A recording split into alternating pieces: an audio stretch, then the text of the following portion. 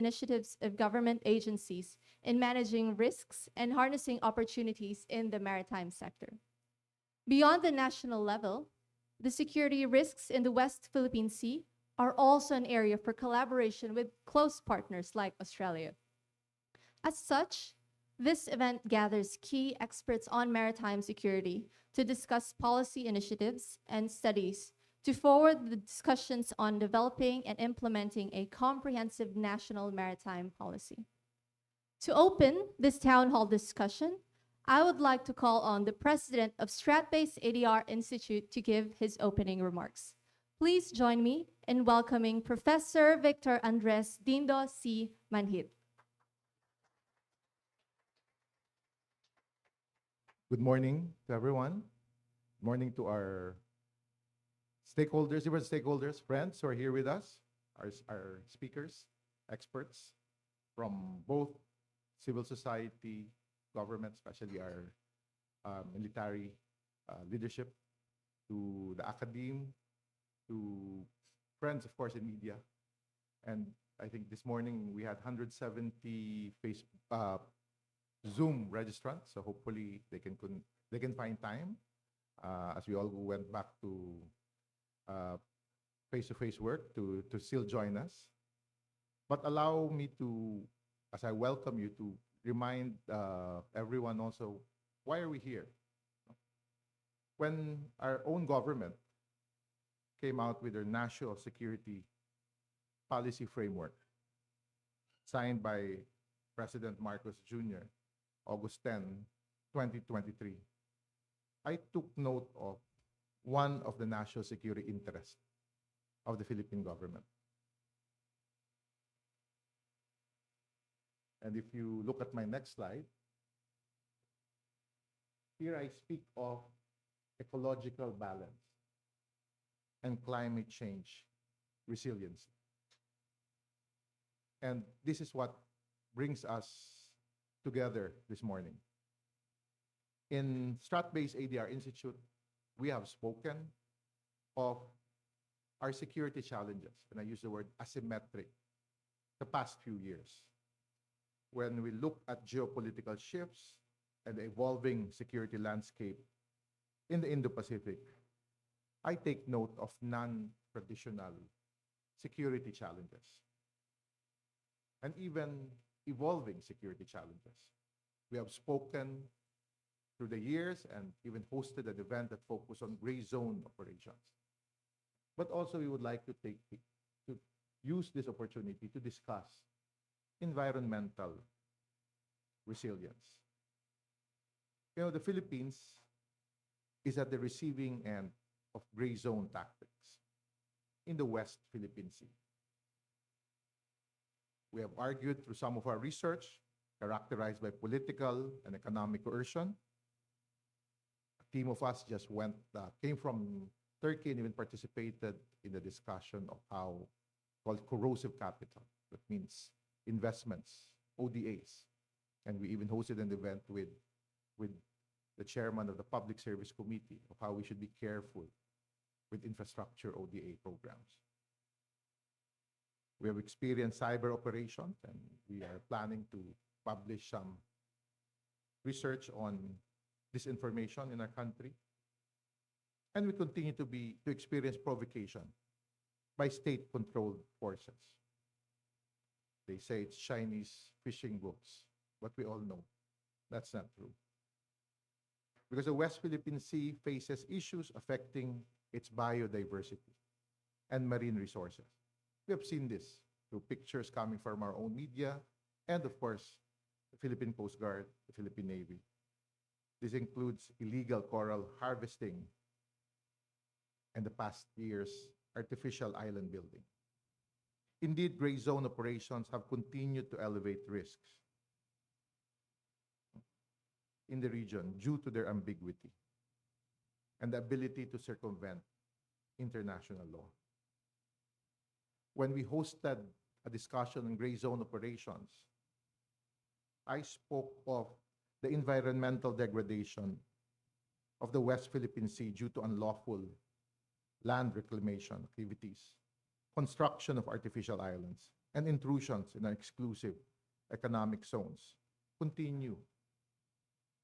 And I said this in April 17, and we have seen this through the years, and it continues to happen.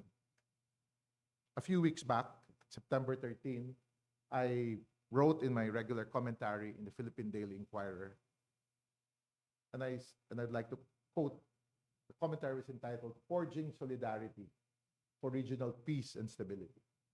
And I said the defense and security challenges facing the Philippines and the region are becoming increasingly precarious because of the actions of coercive states that seek to advance their hegemonic ambition.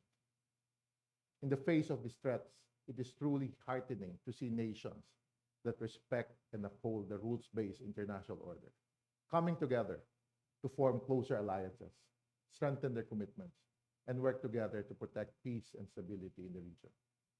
We must stand together in solidarity to overcome these challenges. When I was writing this commentary, I remembered two research that we did. One was on the eve of the anniversary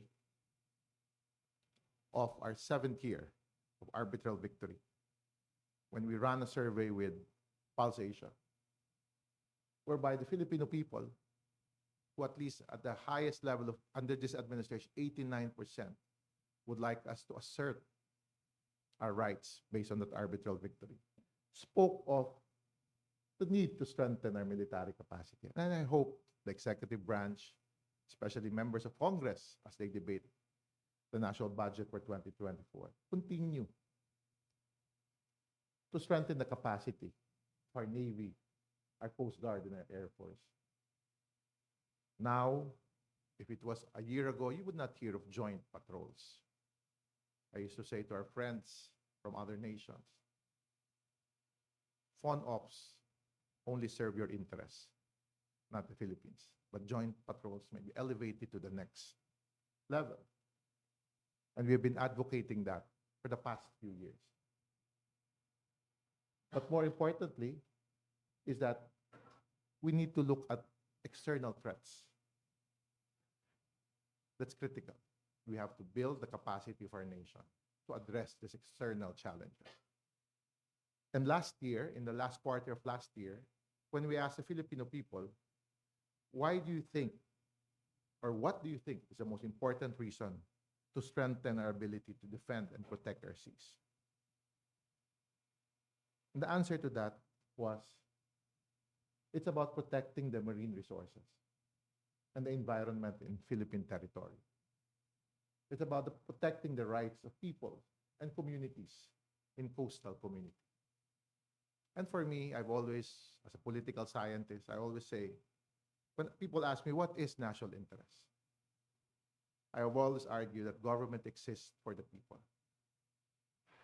And this data that we call from regular surveys that we do at least twice a year on these issues reflects what national interest is. And at the core of it is the lives of our people, our fisher folks. It's about the future, which is our marine resources.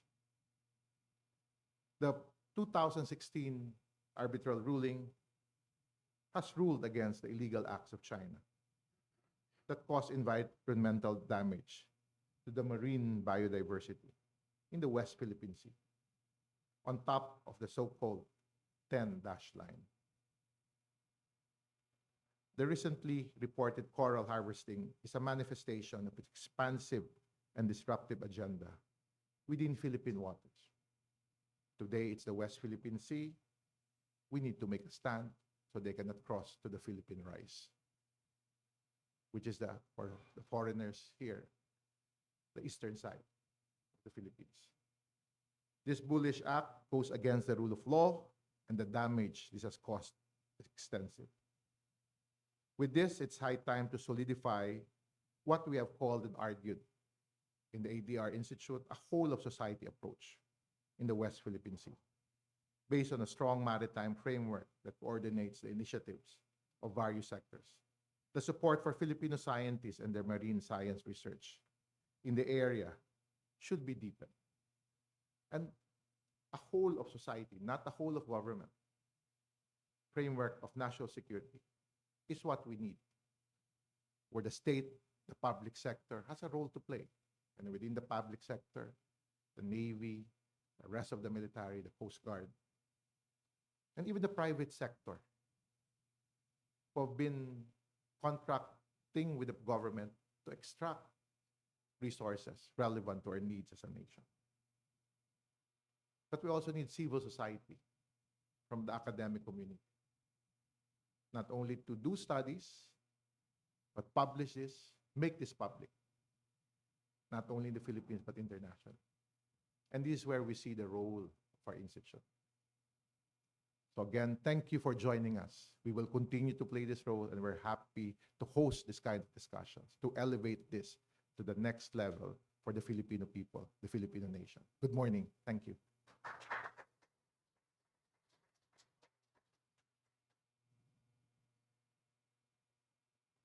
Thank you, Professor Dindo Manhit, for your opening remarks.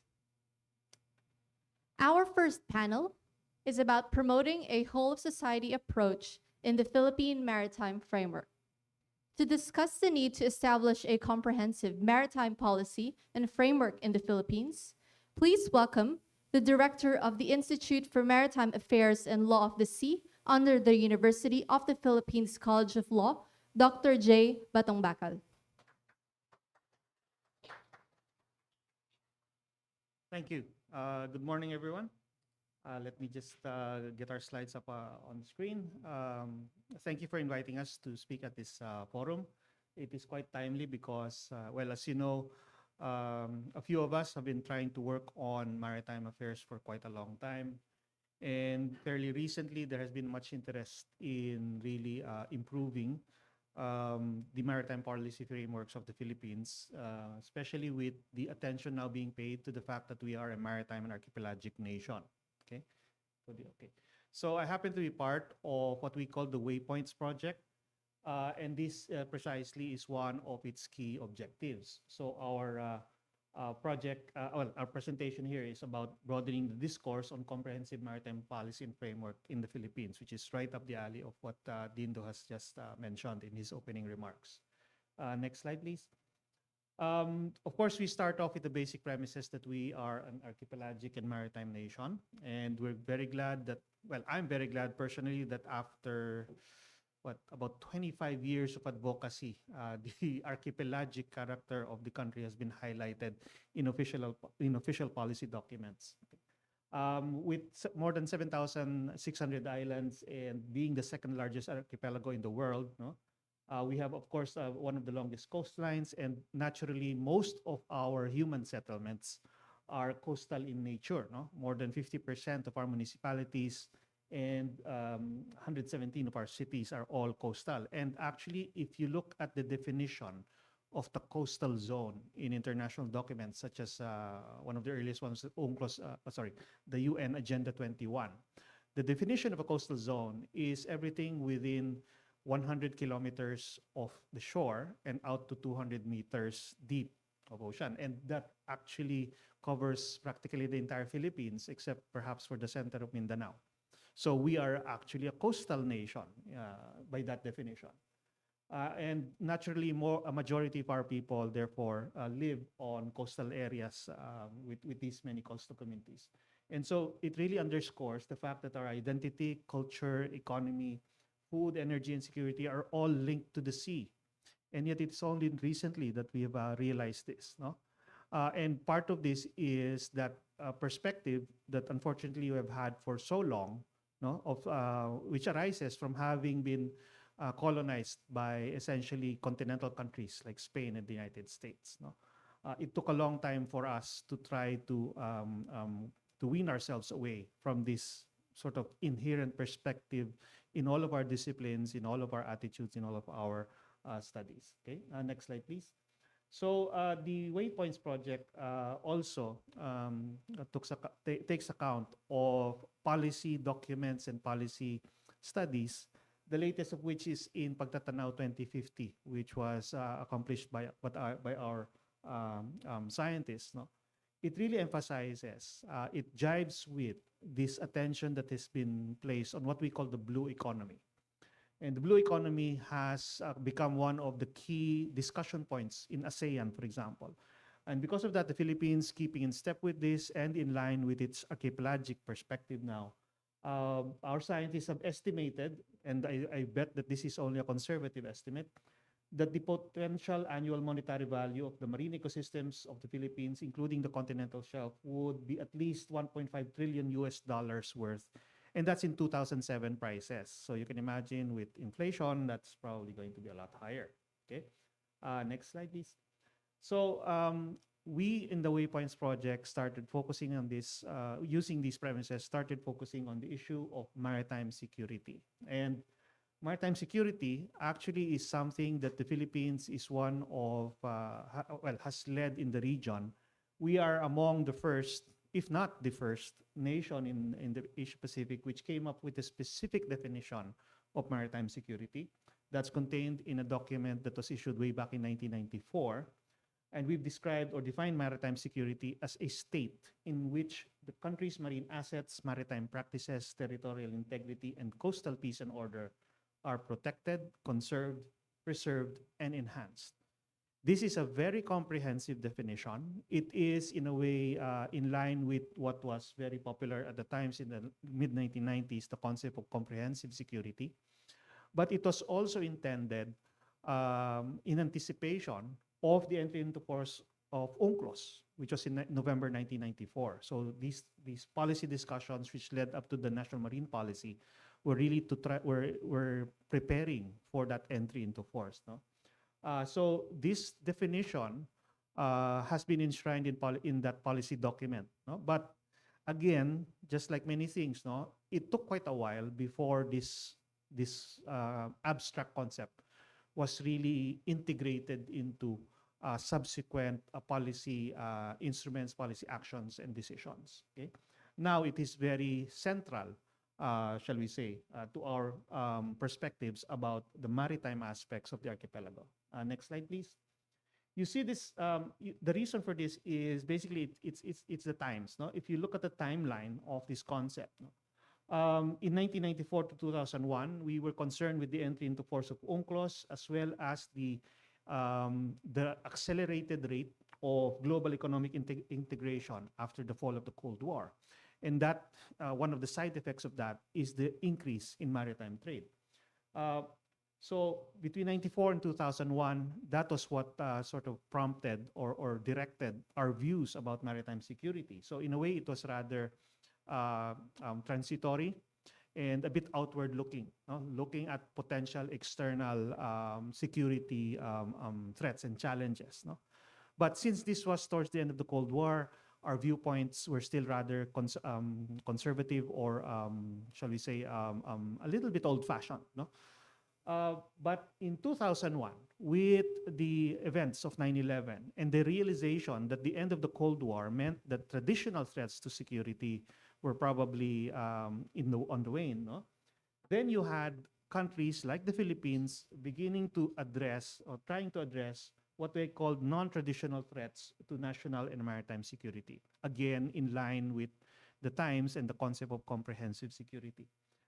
And the more traditional security agencies and services like navies of the time, in a way, were a little bit disoriented. No?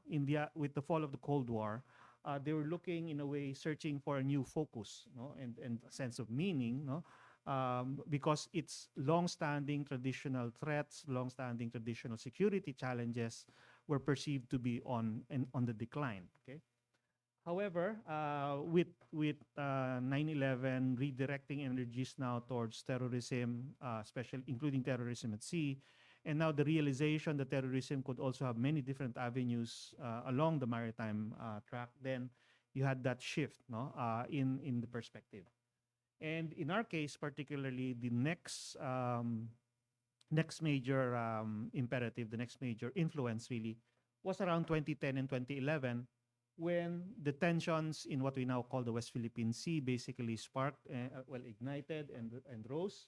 And this now influence again our views about maritime security, pulling them a little bit away from the non-conventional or non-traditional threats and refocusing them back onto external threats.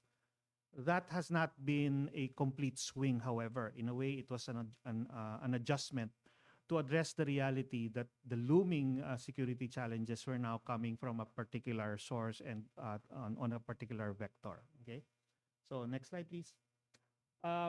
Right now, sorry, in recent years, you have a national security policy reflecting this reorientation. In the 2017 National Security Policy, there was an emphasis on maritime law enforcement and external defense. And in the national security strategy of that time, you had an attention being focused on maritime and airspace security. Okay, and here we sort of tried to marry or try to integrate the original concept of maritime security and try to expand it and refocus it. And so the attention then was on the safety of life and protection of trade and marine resources against piracy, poaching, illegal intrusion, terrorism, and human and drug trafficking at sea. Notice that in this particular version of the national security strategy, maritime security takes on a more constabulary kind of character. No, it's no longer just about external defense, but it's moving towards things that are more like law enforcement, which actually reflects the need to exercise jurisdictions over our maritime spaces in accordance with UNCLOS. Okay, next slide. So the current version now that we have, the national security policy, again reflects this reorientation and increasing focus. When you see that, number one, the national security vision now expressly states that we envision a free, resilient, peaceful, and prosperous archipelagic and maritime nation at peace with itself and neighbors, enabled and protected by reliable defense and public safety systems. Okay, so you see the again what I'm so happy about it, which is the highlight given to our archipelagic and maritime character. Okay. And then again, the inclusion in the national security agenda of maritime security as distinct from air, land, and space security. No? All of it, of course, attempting to protect national sovereignty and territorial integrity. Okay, so next slide. Now, the Waypoints project was engaged with the particular intention of delving deeper into maritime security, but now taking a more civilian approach, shall we say. And that's why we call it civil maritime security here, taking a page from the Australians, which originated the term. And here, civil maritime security calls for an evolution in our security strategy from the conventional and military approach to a more comprehensive civilian approach. So again, reflecting the movement of maritime security from what used to be the traditional domain of just the security services and external defense, and now integrating it more into the more common civilian aspects. Okay, so next slide. Don't mind my phone, please. Plus, probably my insurance agent bugging me. Anyway, so we seek to broaden the discourse and create more opportunities to facilitate partnerships, cooperative arrangements, and mechanisms for maritime security. So really trying to involve the more civilian aspects and agencies. Okay, next slide. And we've identified some key security challenges based on this approach. So illegal, unreported, and unregulated fishing, maritime terrorism, piracy, smuggling, human trafficking, marine pollution, environmental degradation, and what we've particularly identified to be gray zone activities in our maritime domain. Okay, so you'll notice that we highlight gray zone activities in appreciation of the fact that the way in which our territorial integrity and maritime jurisdictions are now being challenged is not through the usual overt threats of war and the use of force, but rather through these methods that fall short of that. And that is much more challenging for us right now. Okay, we have a complete report on this. I just forgot to put the link, but I think some of our people are here and might be able to provide some copies, no? Where we deal with each one in a little bit more detail. Okay, next slide. But overall, the findings and recommendations of this report are divided into strategic, policy, and legislative frameworks, institutional arrangements, particularly the challenge of having multiple regulators and multiple enforcers, capacity and capability development, and lastly, preemptive, preventive, and regulatory action. So we've put in some recommendations on each, categorized into these broad categories. Next slide. On the strategic policy and legislative framework, of course, we're advocating the updating of the maritime agenda and framework, particularly the national marine policy. We're still using the 1994 NMP, and there was an effort to try to revise it a few years ago, but the effort stalled after having produced the proposal. With this policy document, we want to broaden the discussion on marine politics, jurisdiction, marine security, and marine regulation and enforcement. We wanted to highlight the emphasis on marine and maritime aspects of both traditional and non-traditional security in the policy documents, which should translate into tangible budgetary appropriations, and emphasis on tangible budgetary appropriations, not confidential funds, but real budgetary appropriation. And lastly, and this is one that is taking our time right now, no? We're actually moving for the enactment of a maritime zones law to clarify the geographical extent of the maritime domain and applicable legal regimes. And that's why the Waypoints Project and its participants have been particularly active in the halls of Congress, in the House and the Senate right now, especially, in trying to get this maritime zones law passed. Okay, next slide. On institutional arrangements, the main challenge is that out of all of these decades and hundreds of years of continental institutions, we have the problem of having so many agencies with maritime mandates, and they don't exactly work very well together all the time. So one of our key recommendations is to try to establish a clearer command and control structure that will provide an integrated and more aligned strategy and approach to conducting maritime law enforcement, particularly because given the challenges, the maritime law enforcement is key.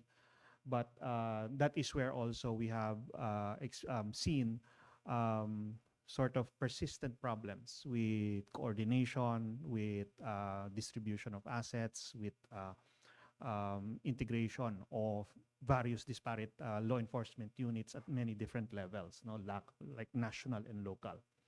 A second item that we saw was filling in the gaps in communication, coordination, and intelligence sharing.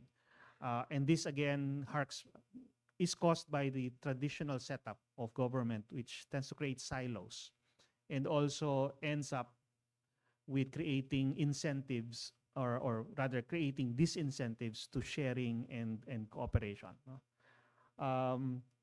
A third is to explore the development of unified protocols in responding to specific maritime threats and upholding existing ones if they work. These are, well, you know how Philippine government is so fond of interagency meetings, interagency committees and stuff, no? As well as multi-sectoral bodies and stuff, no? I think right now we have too many of them. One big problem with interagency committees, you know, is very simple. Who pays for the meeting and the food at the meeting? So we have those problems now because of all these long experiences, but we want to be able to develop that further. Notice that we're not favoring the establishment of another department again, because it can't be always a department, a proposal to establish a new department every time there's another problem. Okay. And fourth, we also realize the need to strengthen LGU cooperation and coordination with other maritime law enforcement agencies to maintain peace and order and provide a preventive border control and protection activities. This is very important for us as an archipelagic nation with maritime borders that can be very porous and where entry into the archipelago literally can be anywhere along the coast of any one of these islands. Okay. Next slide. Then on capacity building and capability development, we recommend the development of clear strategic priorities and direction for capacity and capability growth, allowing efficient deployment of resources and engagement with domestic and overseas partners. Now, priorities and prioritization seem to be something that our government still grapples with, unfortunately. earlier we saw the national security policy and national security strategy with its very long list of things to handle. Well, for me personally, you still need to identify the real priorities among that very extensive list. Okay.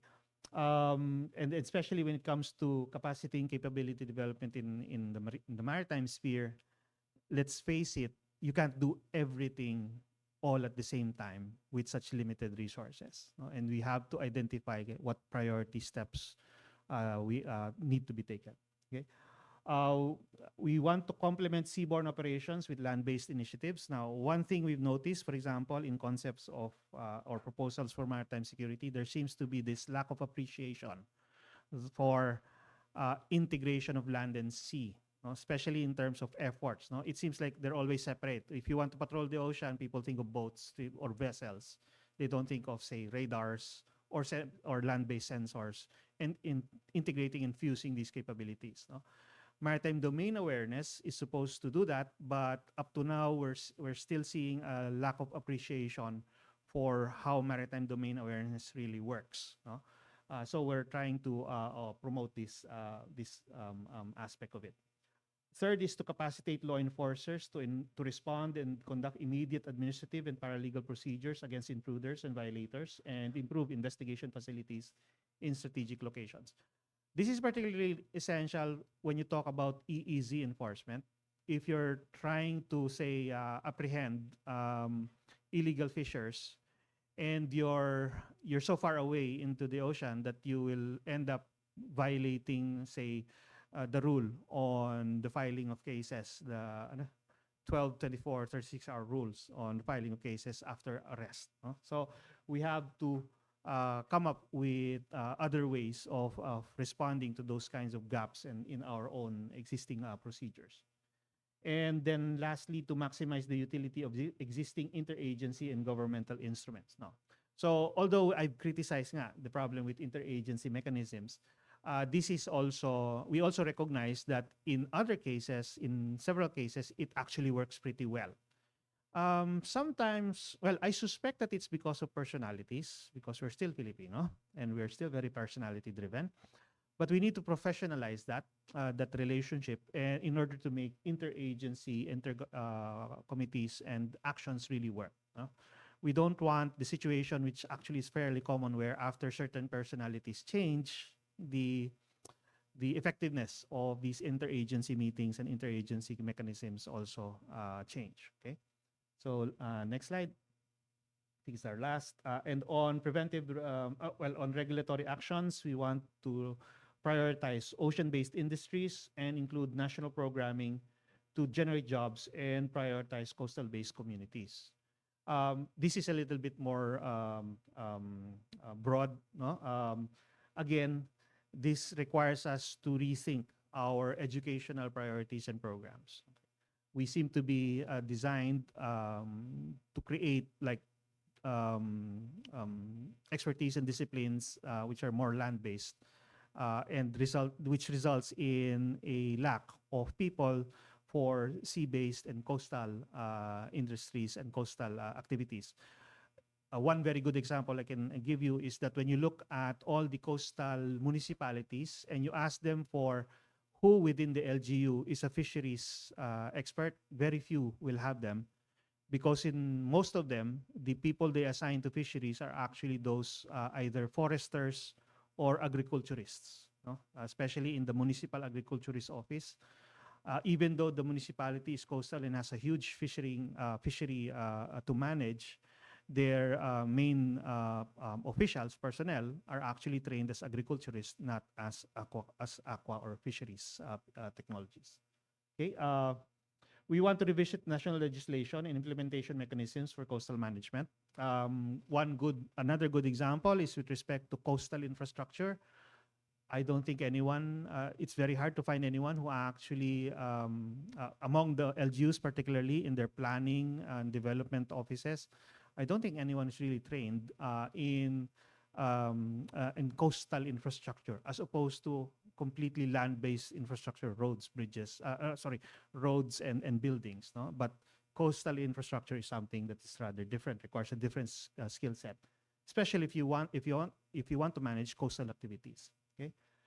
Next is to harmonize efforts, ordinances, and regulations of coastal municipalities, such as arranging cooperative enforcement among the Bantay Dagat of adjacent municipalities.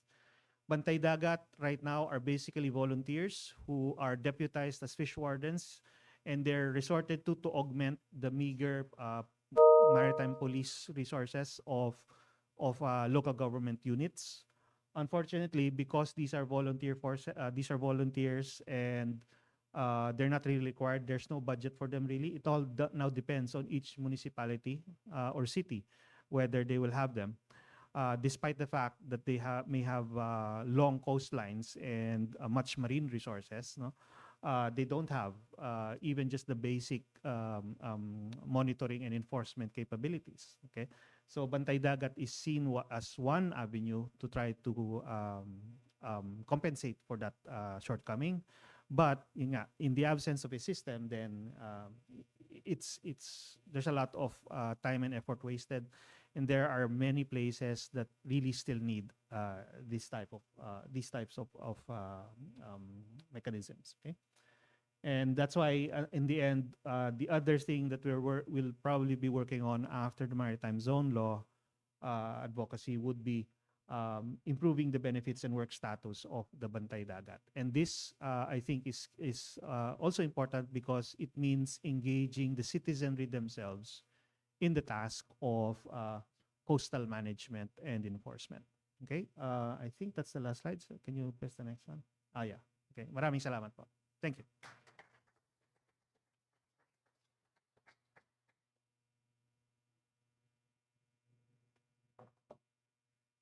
Thank you, Dr. J. Batombakal.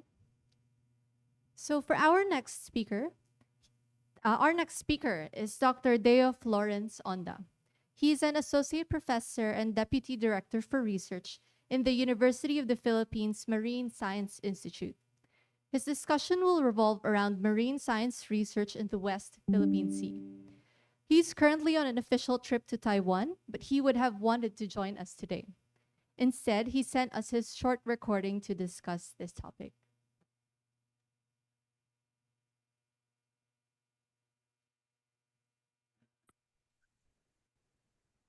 Good morning, everyone. I am Deo Onda, and I apologize if I'm not able to join in person today. I am actually in Taiwan, also delivering a talk on marine scientific research activities in the South China Sea.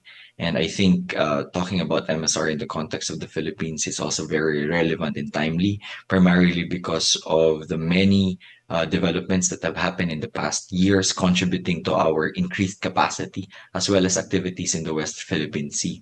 So I think by now, we already know why the West Philippine Sea is very important and why we need to protect it and to understand it and how to actually manage the resources we have in that area. However, as we all say, not all is well in paradise. The West Philippine Sea itself is also experiencing threats and experiencing stress due to the different activities present in the area. Here, I um, categorize these threats mainly into two: those continuing and new and emerging. Continuing because we have long recognized these threats and documented their effects in the environments as well as the ecosystems in the West Philippine Sea. The reason why we have already promulgated several local and national policies to actually mitigate their effects and regulate these activities. But you also have new and emerging threats, such as, for example, the artificial island building of certain countries, including China, which result in the decimation of an entire reef ecosystem, resulting in the disruption of connectivity of these habitats, which then result also in ultimately in the loss of certain ecological services, and which has an effect at the regional scale, not just at the local. Because of the presence of many vessels in the area, there's also a documented increase in ocean-based pollution, for example, by plastics, or water pollution with sewage disposal. There's also now documented activities of illegal MSRs, allowing other countries to actually exploit the resources that should be for Filipinos. There's also the effect of climate change and presence of different infectious diseases associated with climate change and the changing oceans. So many of these problems will have an effect at the regional scale, and therefore also um, interventions should also be at the regional scale. Um, so, needless to say, environmental protection in the South China Sea, because of the innate connectivity and interconnectivity of the habitats, is a shared problem. Although it is a shared problem, we also see it as a shared opportunity.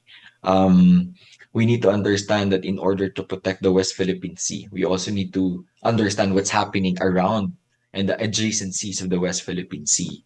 And that is the entire South China Sea basin. So it entails the understanding of how the system works, and through that understanding, we can use it as a foundation for interventions and mitigation to actually protect and preserve what we have in the West Philippine Sea.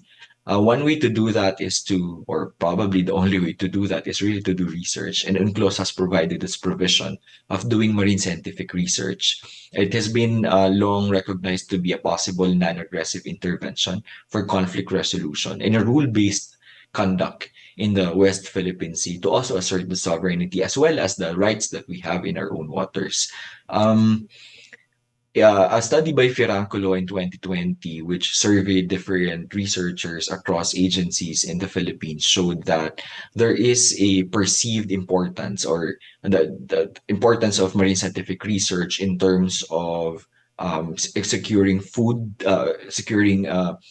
in the Philippines, developing and contributing in the growth of our economy, as well as importance of MSRs in policymaking. So all of this um, importance or perceived importance of marine scientific research should be considered in developing the comprehensive maritime framework, that MSR should actually be part of the Philippine Comprehensive Maritime Framework. Um, but when we talk about marine scientific research, we also need to talk about capabilities, because doing research needs infrastructure. It needs human resources. It needs funding. So, in a study by the Global Ocean Science Report in 2017, where they use scientific papers or publications as a metric of MSR capability, it showed that the Philippines is really lagging behind across indicators. For example, publications on ocean science, ecosystem functions and processes, and ocean climate. The Philippines is really way behind compared to China and other Southeast Asian countries, both for the published papers and also for the citations. Probably the question is, what limits the Philippines in developing its MSR capability? The same study by Ferrancolo identified around 15 barriers or limitations or challenges that actually limit the Philippines in developing its MSR. Basically, we need more improvements in terms of structure, of how we organize marine scientific research, of infrastructure, of funding, and also enabling policies to institutionalize many of these MSR initiatives. For example, several agencies in that particular study expressed that there's a lack and there's a need to improve institutional structures. There are many agencies who expressed that they don't have enough equipment and they don't have enough assets to actually perform their mandate relative to marine scientific research. There are only a few said that they have sufficient um, uh, capability to actually address the institutional direction for marine scientific research.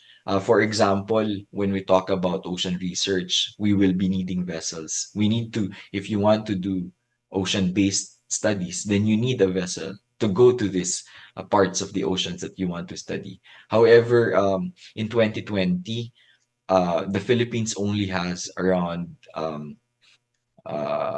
8 vessels, operational vessels lodged in government agencies and 3 in UPMSI. So in 2020, we only had 11 operational vessels. In 2020, the UPMSI also started procuring 4 more research vessels, which I will also be sharing to you later in this presentation. So basically, we have limitations in terms of assets, in terms of our capability to do ocean research. In 2019, the UPMSI, being the National Center for Excellence for the National Center for Marine Science Research or Marine Science Studies, acquired a vessel, a refurbished one, a medium-sized vessel, which we first called RV Casarinlan. We launched this with its maiden voyage in Pag-asa Island in 2019, and since then it has been through different seas and bodies of water in the Philippines. We've done several expeditions from Luzon to Visayas and even to Mindanao, from the west to the east of the Philippines. This just shows you the need for the vessel. It's heavily utilized, the interest because of the many researchers who would like to pursue marine science research or MSR activities. But it also emphasizes the need for more investments in MSR. This is also the reason why in 2020, in collaboration with the different agencies of the government, including the National Security Council, the UPMSI developed the Marine Scientific Research and National Academic Research Master Plan.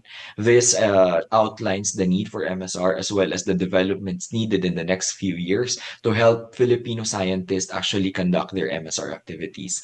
The first tranche of the funding or support from the government went into a project called Upgrade CIA, upgrading capacity, infrastructure, and assets for marine scientific research in the Philippines, headed by and led by the UP Marine Science Institute. The Upgrade CIA, excuse me, the Upgrade CIA only has four main objectives. One is to establish a research station in Pag-asa. And then to develop and establish the National Academic Research Fleet, and then develop human resources.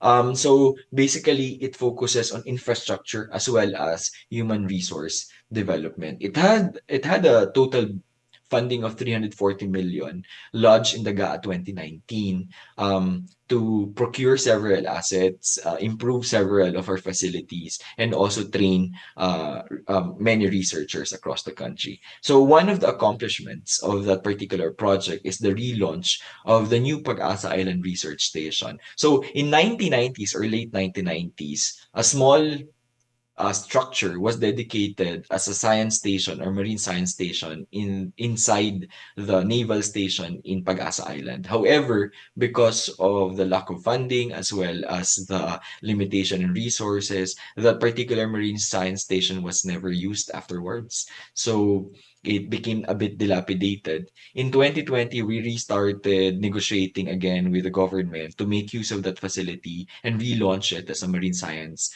facility. So it was officially relaunched last October 2021 and became fully operational with all the equipment inside in February 2022. So this is the location of Pierce or the Pag-asa Island Research Station inside the naval station Emilio Liwanag in Pag-asa Island. I would like to ano to thank since nandito si Sir J. Sir J or Dr. Batong Bakal was actually part of the team that helped repair and refurbish the station. So tumulong po siya magpokpok, magpintura at mag-ayos ng station natin ngayon. And so it's not just it's not just an effort of UPMSI. It was actually an effort of the different agencies as well as volunteers, including Survey, that made the Pag-asa Island Research Station operational again.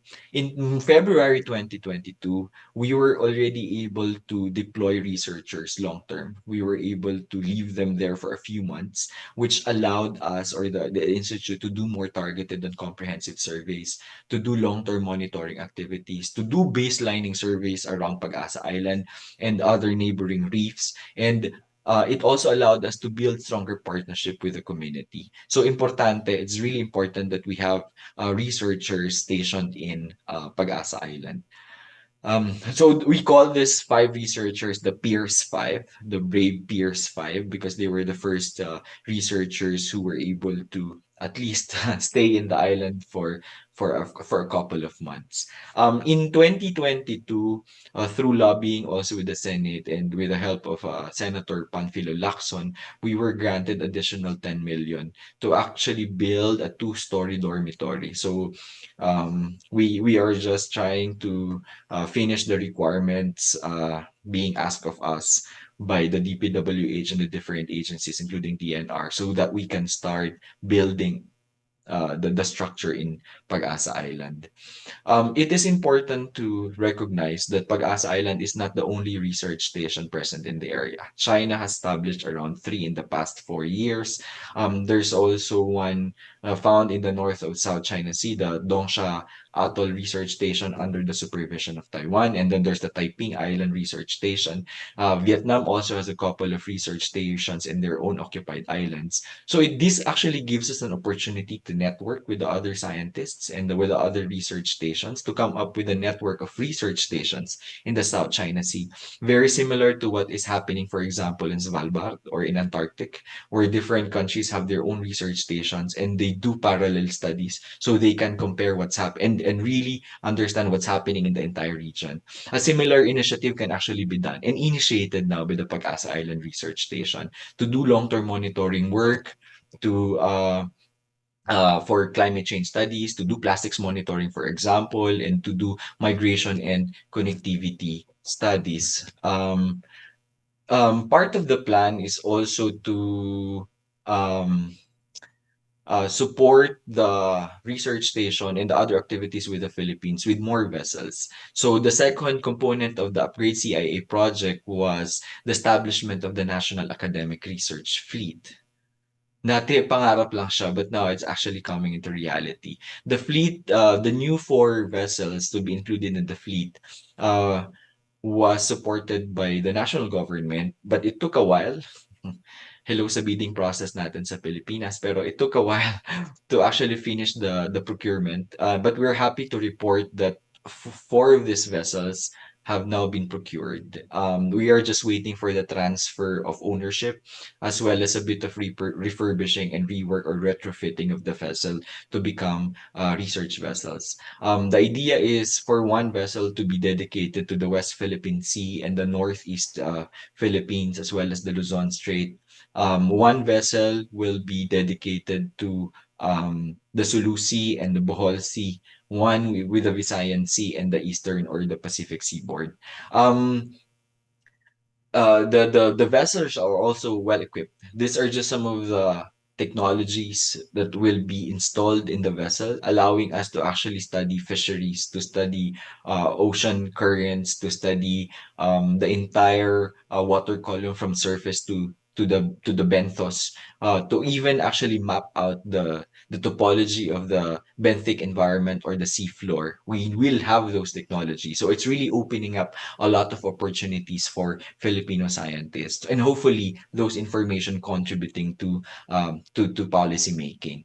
The fleet will be governed by a board. So this is the organizational structure of the NAR fleet. There will be a national NAR fleet board or national advisory board composed of the institutions that partnered with MSI to co-manage the vessels. So one of the vessels will be assigned to Mindanao State University in Iligan Institute of Technology in Iligan in Mindanao. And then another one will be assigned or co-managed with University of the Philippines in the Visayas, and another vessel to be co-managed by the Bicol University. So this would allow us to actually conduct parallel or joint expeditions in the different parts or simultaneous expedition in the different parts of the Philippines at the same time. The National Fleet Board will be assisted by the CMO Coordination and Management Office, which will also serve as its secretariat and coordination team. In each of the HEIs or SUCs where these vessels are actually assigned to, there will also be local CMOs or local coordination and management office that will take care of the operations, scheduling, activities of the vessel in their localities. So it is somehow patterned after the UNOLS of the United States of America, where it is a consortium of academic institutions managing, maintaining, and operating the research vessels. The idea is to make it really long term, to really institutionalize the National Academic Research Fleet. That's why we also came up with the long-term sustainability plan. The long-term sustainability plan composed of three phases.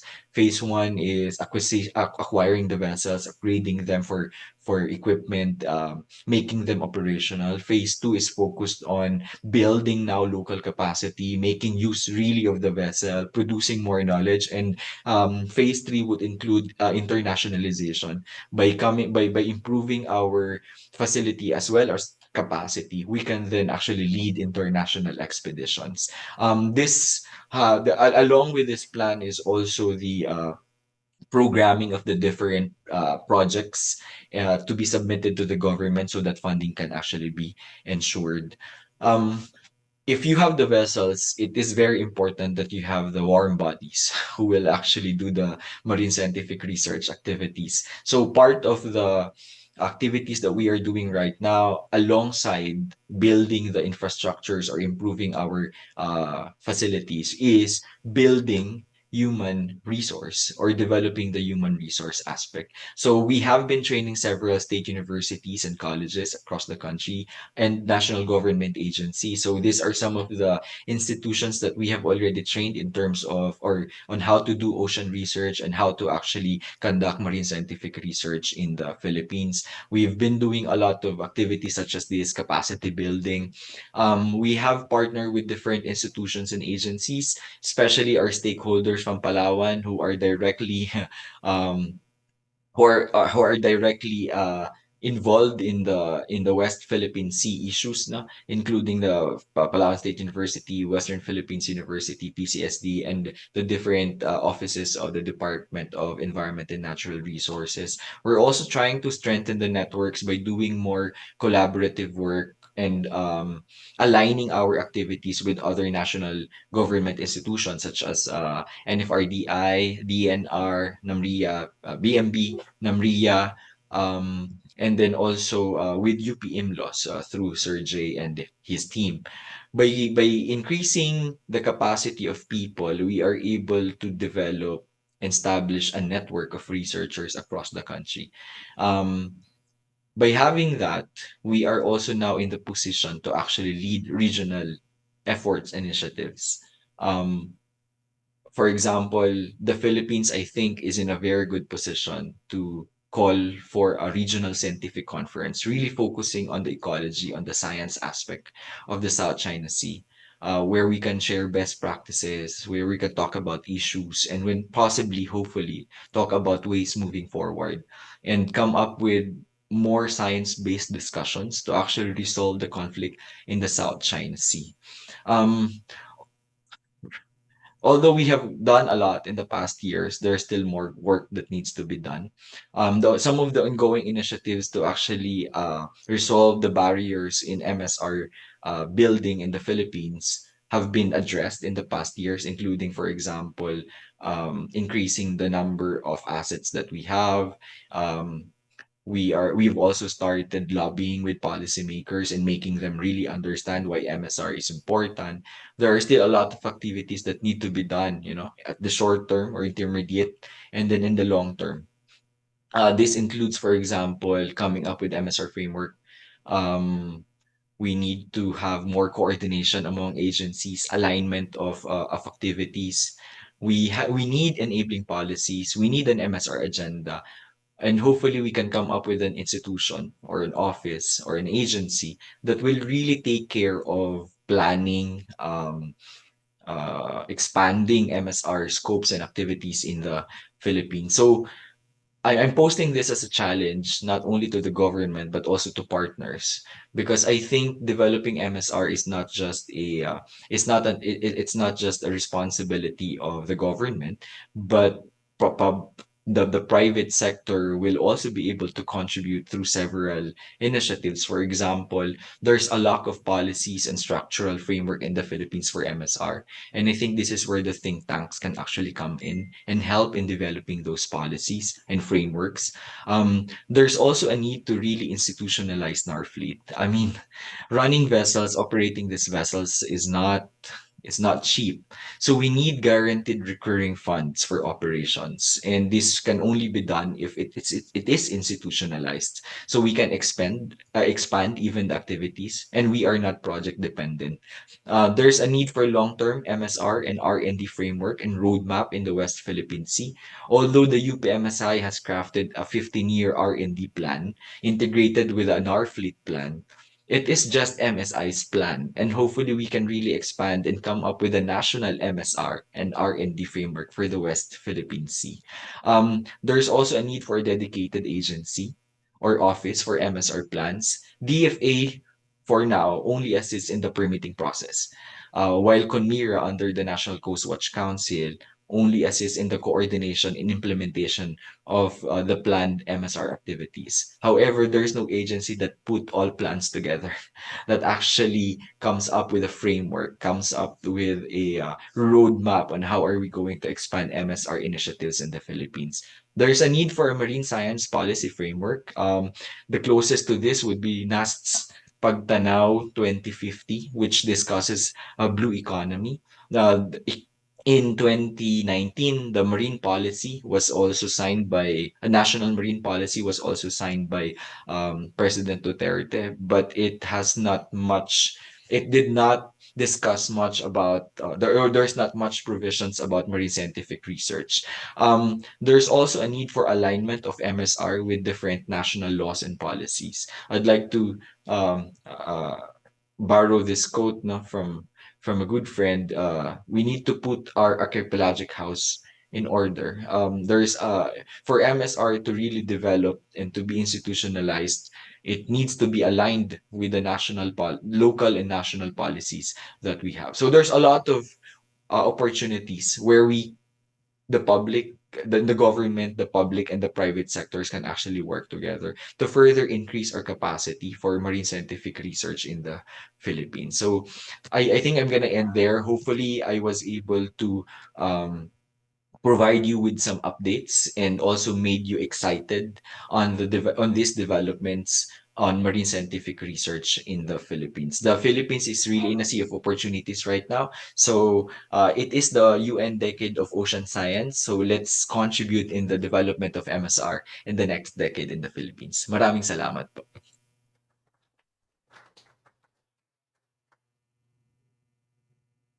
Thank you, Dr. Dea Florence Onda. It's truly heartening to see a whole of society approach or effort in strengthening maritime policy through research and policy recommendations, just as we've seen from our two speakers.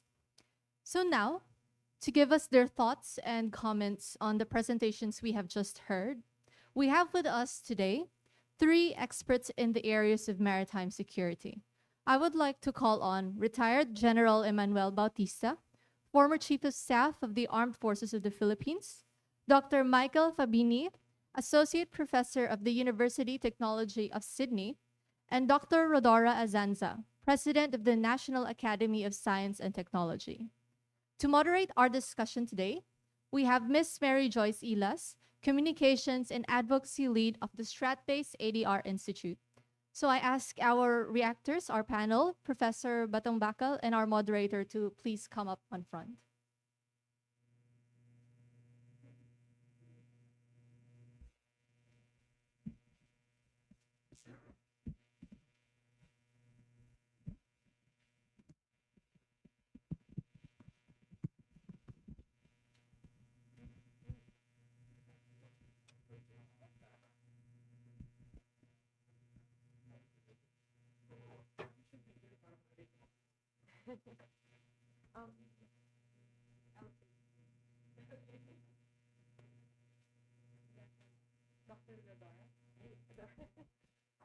All right.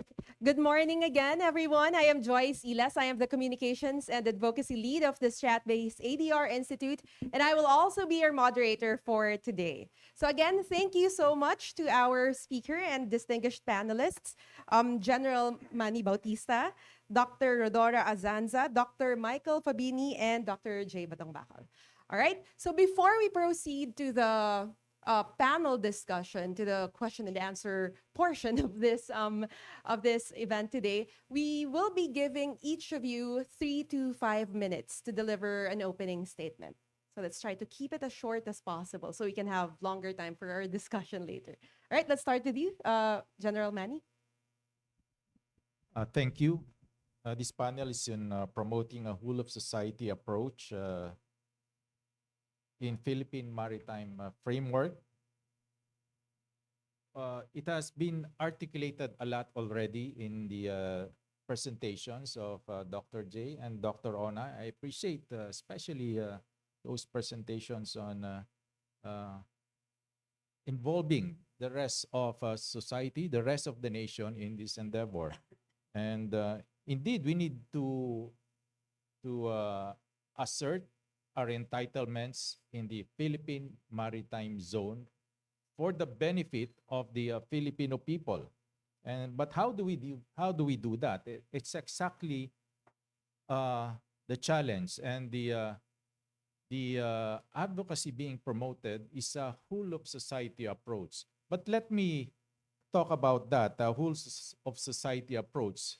Uh, Many of you knows that I have been the advocate of the whole of nation approach, something similar, the whole of society approach and the whole of nation approach. But I deemed it more appropriate to use the whole of nation approach for Filipinos, because after all, this involves sovereignty and sovereign rights, which society does not connote. But when you talk about nation, you are able to discuss the national sovereignty and even the sovereign rights. So that is the Philippine advocacy, the whole of nation approach. That is Filipino approach. And it has been adopted in many eras, not just here in asserting our sovereignty and sovereign rights, but in other fields. As we have seen, it has been mainstream already in addressing national issues. The international community finds it more appropriate to use whole of society because sovereignty and sovereign rights really are the domain of national. Now, what do we want to achieve here? It's really to involve the entire nation, the rest of the nation, all stakeholders, the entire society in asserting, in this case, our sovereignty and sovereign rights in our maritime zones, involving everybody, the whole nation, not necessarily in the physical defense of the maritime zones, but for each stakeholder to simply perform their job. And we've seen, for instance, Dr. Ona talked about maritime scientific research, an area where the rest of the nation can be involved, not just the relevant agencies of government, not just state universities and colleges, but even the private sector, non-government organizations, into a cohesive effort to perform marine scientific research, simply doing its job in the area of science, not just in MSR, our fishermen to simply perform their job, do their livelihood, fish in our territorial seas and exclusive economic zone, not necessarily patrol the West Philippine Sea, not necessarily serve as maritime militias, but simply to assert their rights, their livelihood in our maritime zones. Other sectors, the school simply teach our students on our entitlements, for example, the Philippine narrative, for media to simply inform our people on that. So all sectors of society has a role, has a responsibility to perform in a whole of nation approach, in a whole of society approach. And for all citizens, simply express their views, for example. What is important is that we have a shared concept of security, that what we do or what we fail to do impacts on our collective security, on the security of our maritime zones. And all we need is a cohesive strategy, a deliberate strategy to achieve that.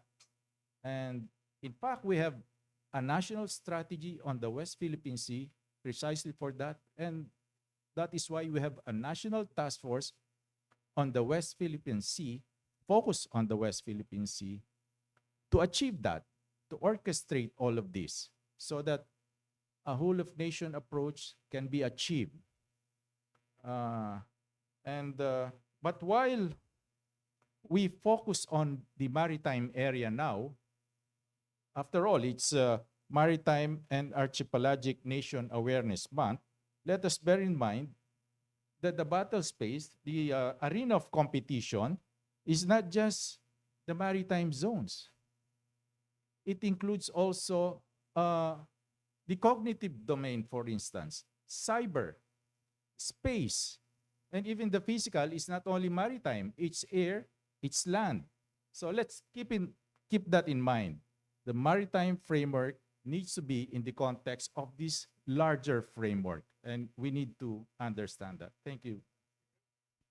Thank you very much, General Manny Bautista, former Chief of Staff of the Armed Forces of the Philippines. Next, we have Dr. J. Batongbak, or sorry, Dr. Rodora Azanza. All right, he had his time earlier. Go ahead, ma'am. Thank you very much. Good morning to everyone. I was happy to see my former student and advisee, Deo Onda. I was a former faculty member of the Marine Science Institute and, of course, a professor emeritus of the University of the Philippines. Well, Deo mentioned the project of the National Academy of Science and Technology, a project that I led from 2019 to 2021. And it is called Pagtanaw 2050.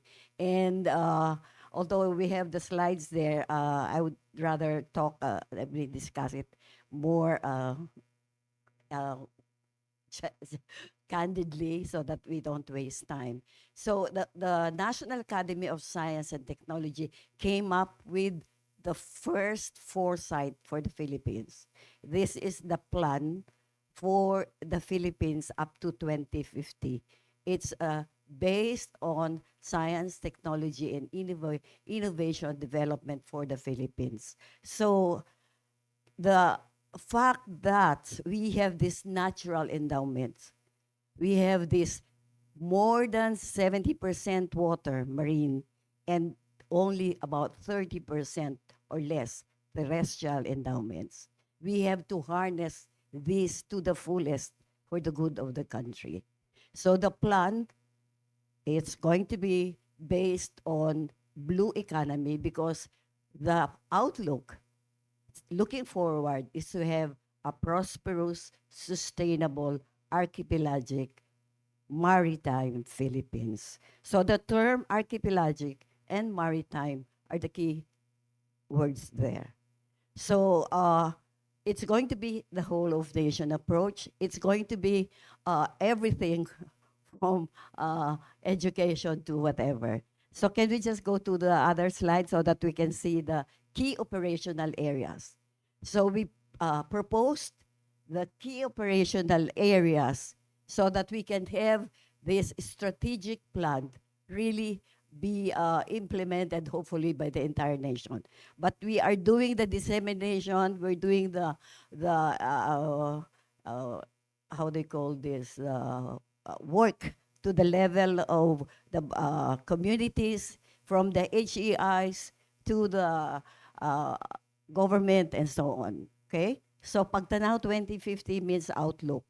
Outlook for the next 50 years. So a shared future for the Filipinos. So the overarching key operational area is the blue economy. I was requested to talk about this, and so therefore I will be focusing on blue economy. Take note of the other key operational areas to be able to have that achieved, the united, inclusive, prosperous, and sustainable maritime archipelagic nation. The next slide. Okay? So let me define again, let me remind ourselves that blue economy is a sustainable use of our marine resources, and we have a lot of them. And this is for the economic growth and improved livelihood while preserving the health of the marine ecosystem. So this is the natural base. So the outlook is based on the natural endowments, the aspirations of the people, and how we can achieve them. So the overarching key operational area is the blue economy. The next slide. Okay? So let me go to the present blue economy of the Philippines in terms of number. We are gaining more from tourism. Would you believe that? Blue tourism. And then next would be our fisheries and aquaculture, and then some from the other area. So I think you're very familiar with this. But take note, we have not fully harnessed our blue economy. In 2017, uh, we made a publication and tried to estimate, to evaluate our blue economy, and it is well cited. So we have the potential, and we have not yet fully harnessed this potential. Okay, so the next slide. So in terms of number, we have these opportunities for tourism. It's the number one blue source, no? Tourism. The next one. But biodiversity needs to be preserved to be able to really make full use of this potential of this blue tourism. The next slide. And then we have coastal manufacturing, the fisheries. The coastal manufacturing has to be taken care of so that they may not be pollutive to the resource base, to the marine ecosystems. The next slide. So we have well, this is again a very important endowment. We have very nice coastal areas for ports, for shipping, and so on. In fact, even the position, the geographical position of the Philippines, north, south, west, east, no? Malta, for example, is very small, but earning a lot from its very small coastal area, the port endowment, and so on. The next slide. So we are now doing this, the Department of Energy, with the help of some people from the Marine Science Institute. We know now where to get the possible sources of current energy, wave energy, and so on and so forth. Okay? So seabed mining, well, that's another potential, but have to be careful because the marine ecosystems need to be taken care of also. The next. So marine biotechnology, this is a great potential. We are at the center of marine biodiversity. And I'm very happy, I don't think my colleague here, Jay, has mentioned, University of the Philippines is coming up with a virtual university, Archipelagic and Oceanic University. So not only developing the UP system, but the entire nation with the SUCs to be able to make full use of our potential in the blue economy and whatever related activities that we can have. Okay, the next one. Well, we have to develop also, since we have the good ports, we can develop marine technology and provide services to the ships that we are going to have in our ports. Okay, so I think that's the end of the opportunities and the challenges. Well, I have proposed this as early as 2019. There was a Blue Economy Forum called by President Duterte then. I gave the keynote speech then. I recommended valuation of natural capital, the first one we did. And may I tell you that the Senate is passing a bill that would evaluate our resources, no? Including, I think it's going to be the Philippine Statistics Authority together with the other agencies that would do this. And then we should reinvest the portion of the benefits from the blue economy to sustainably maintain and preserve our ecosystems. Ibalik natin to take care of our ecosystems. So the partnerships, this has been mentioned by Deo, by Jay, and also by colleague here. Institutionalize and increase support for the Philippine aid. Security, we need this. In fact, we always work with the Philippine Navy and the Coast Guard. I remember I was the one who cut the ribbon for that dilapidated and now renewed center. I was the dean of the College of Science. The flag officer in command of the Philippine Navy was with me when we cut the ribbon of that very cute research center in Pag-asa Island. So salamat sa pagpintura, Jay. Okay? Then Climate Change Commission should be helping us. And then also I'd like to mention that at the ASEAN level, we are now developing a regional framework for the blue economy. I am the head of the subcommittee for marine science and technology, and we have started this. And that's the reason why I am also happy to announce that Congress has passed the lower level Blue Economy Act of the Philippines. And now we're working at the Senate, at the upper level of the Philippine Blue Economy Act. So magsasama yon. We are going to have a Philippine Blue Economy Act soon, very soon, maybe this year. The president has said that this is a priority bill. Okay? So I think that's the end of my, well, this has been mentioned by the others, so I don't need to repeat those. Maraming salamat. All right. Thank you very much, Dr. Azanza. And of course, Dr. Michael Fabini, please. Thank you. Good morning, everybody. I also have a few slides, but we don't need to go through them all. As context, I work for University of Technology, Sydney. I'm leading a project at the moment on the governance of coral reefs and coral restoration in the Philippines. So I'll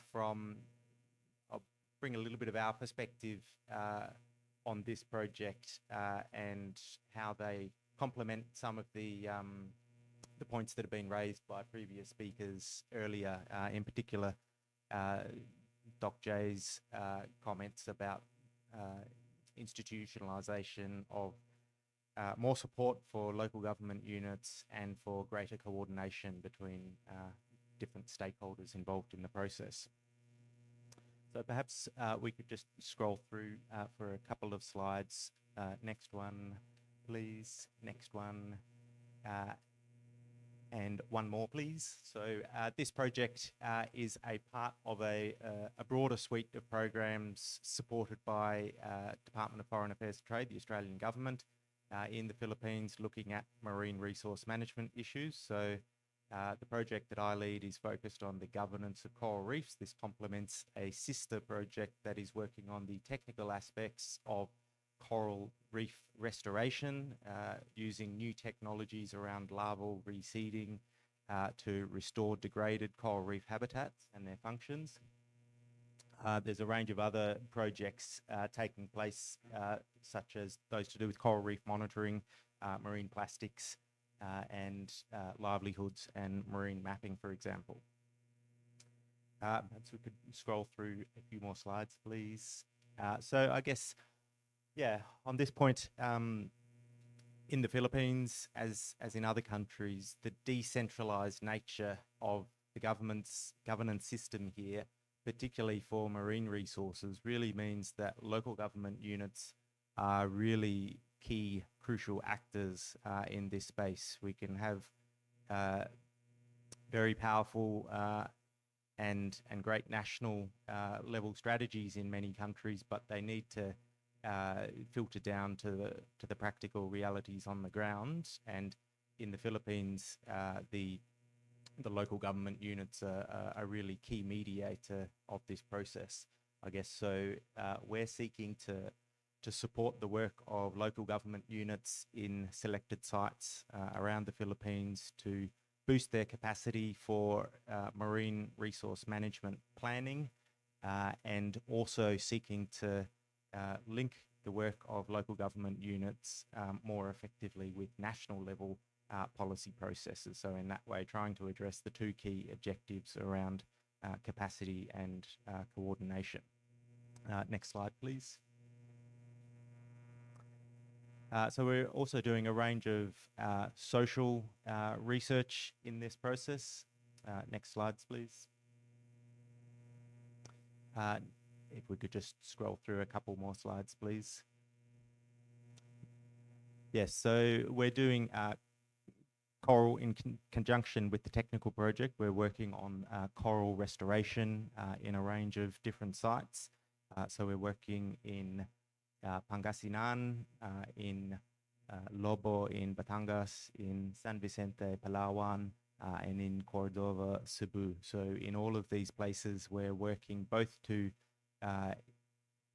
implement actual coral restoration activities. This activity is led by Southern Cross University in collaboration with University of the Philippines Marine Science Institute.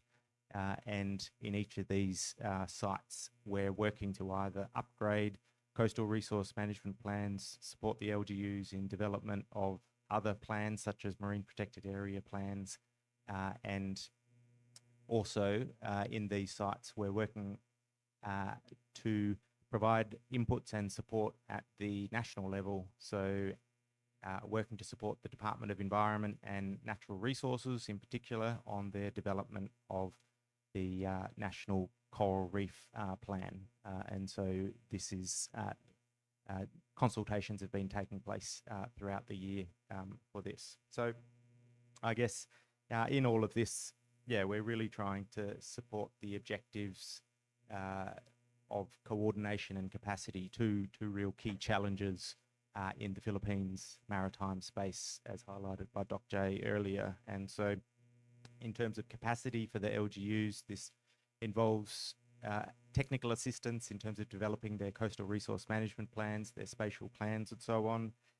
It also involves accounting for the varied sorts of stakeholder interests at the local level, including the very significant small-scale fishery sector, to increase the legitimacy and so on of any plans at the local level, and also through better linking up the local government units and supporting the national policy process. We're also hoping to contribute towards the challenge of improved coordination. So I might leave it at that. Thank you very much. All right, thank you very much, Dr. Michael Fabini. So before we proceed to our panel discussion, a very quick reminder to our audience. We will also be taking questions from the audience. So if you have anything you want to ask our panelists here, you can just raise your hand and we'll try to acknowledge you and your question as long as we have time left. All right, thank you. And I'll ask the first question. So and I would like to talk about the current events. So the Armed Forces of the Philippines and the international community aired their concern over the reported massive coral destruction at the Rosul Reed and Escoda Shoal very recently. What are the possible avenues for that the Philippines and like-minded states such as Australia may take to address this issue? What do you think, General Bautista? I guess that is the determination we need to do. While the armed forces raise that, there needs to be a determination now. How do we carry that forward? What is the best recourse for us? Because there are other things that we can do. Like I remember way back when first issue came out, Scarborough Shoal, our recourse was to go to the Permanent Court for Arbitration. Is that still open to us? But there are also other recourse to bring it out to the international community. And I guess that's what the government is doing. And among others, not necessarily employing the military to address that, but or even the Coast Guard, but there are other recourse that we can do, and that is the determination we need to do, a deliberate and a cohesive approach to that. But I guess Dr. J can articulate that more. Thank you. Yeah, massive coral destruction in the South China Sea and West Philippine Sea has been ongoing for quite some time. And the thing is, due to the arbitration having come out under a friendly administration in 2016, China has never really been called to account for the destruction that caused with this massive island building spree, and then all subsequent destructive fishing activities that it allowed to continue thereafter. Okay, So 6 years passed without, you know, without us calling attention to these things. No? Even though yearly after 2016, it was always being reported by our fishermen to our government agencies. No? But their hands were tied and they were kept quiet. I think it's now time to really bring that out into the open. First step we need to do, of course, is to create basically a kind of baseline, whatever available baseline we had as of around 2016, as of around 2013 when we began noticing them, or rather 2012 when we began noticing them. And that's actually the reason why this Scarborough Shoal standoff began, when we tried to apprehend Chinese fishermen conducting these destructive fishing activities on Scarborough Shoal. Since 2012, the satellite imagery shows that the destruction continued. And I myself, some years ago, noted that more than 500 hectares of Scarborough Shoal had been destroyed in those few intervening years between 2012 and around 2015 or 2016, I think. We need to show that. We need to bring that up and show as well that the destruction continues. The clam digging activities were even documented by ABS-CBN as late as 2021. And we know that they have been reported as occurring still, no? Even though it might have been reduced in volume simply because there's no more coral to destroy. The other reason for coral destruction, the other cause, is the maritime militia anchoring on pristine reefs. You do not anchor on coral reefs in massive numbers without causing some kind of destruction. The mere presence of your vessel can already destroy these sensitive reefs. The pollution that they produce while they're there for months on end will also affect the water quality, and corals are very sensitive to water quality. So there is a basis already to document activities, no, on these reefs, and then come up with some idea of the cost, no, especially for certain areas that are frequented by this. No? And then the next part will now be to come up with more detailed data to really not only to show you, not only to attribute to the cost, but to also quantify and evaluate the losses.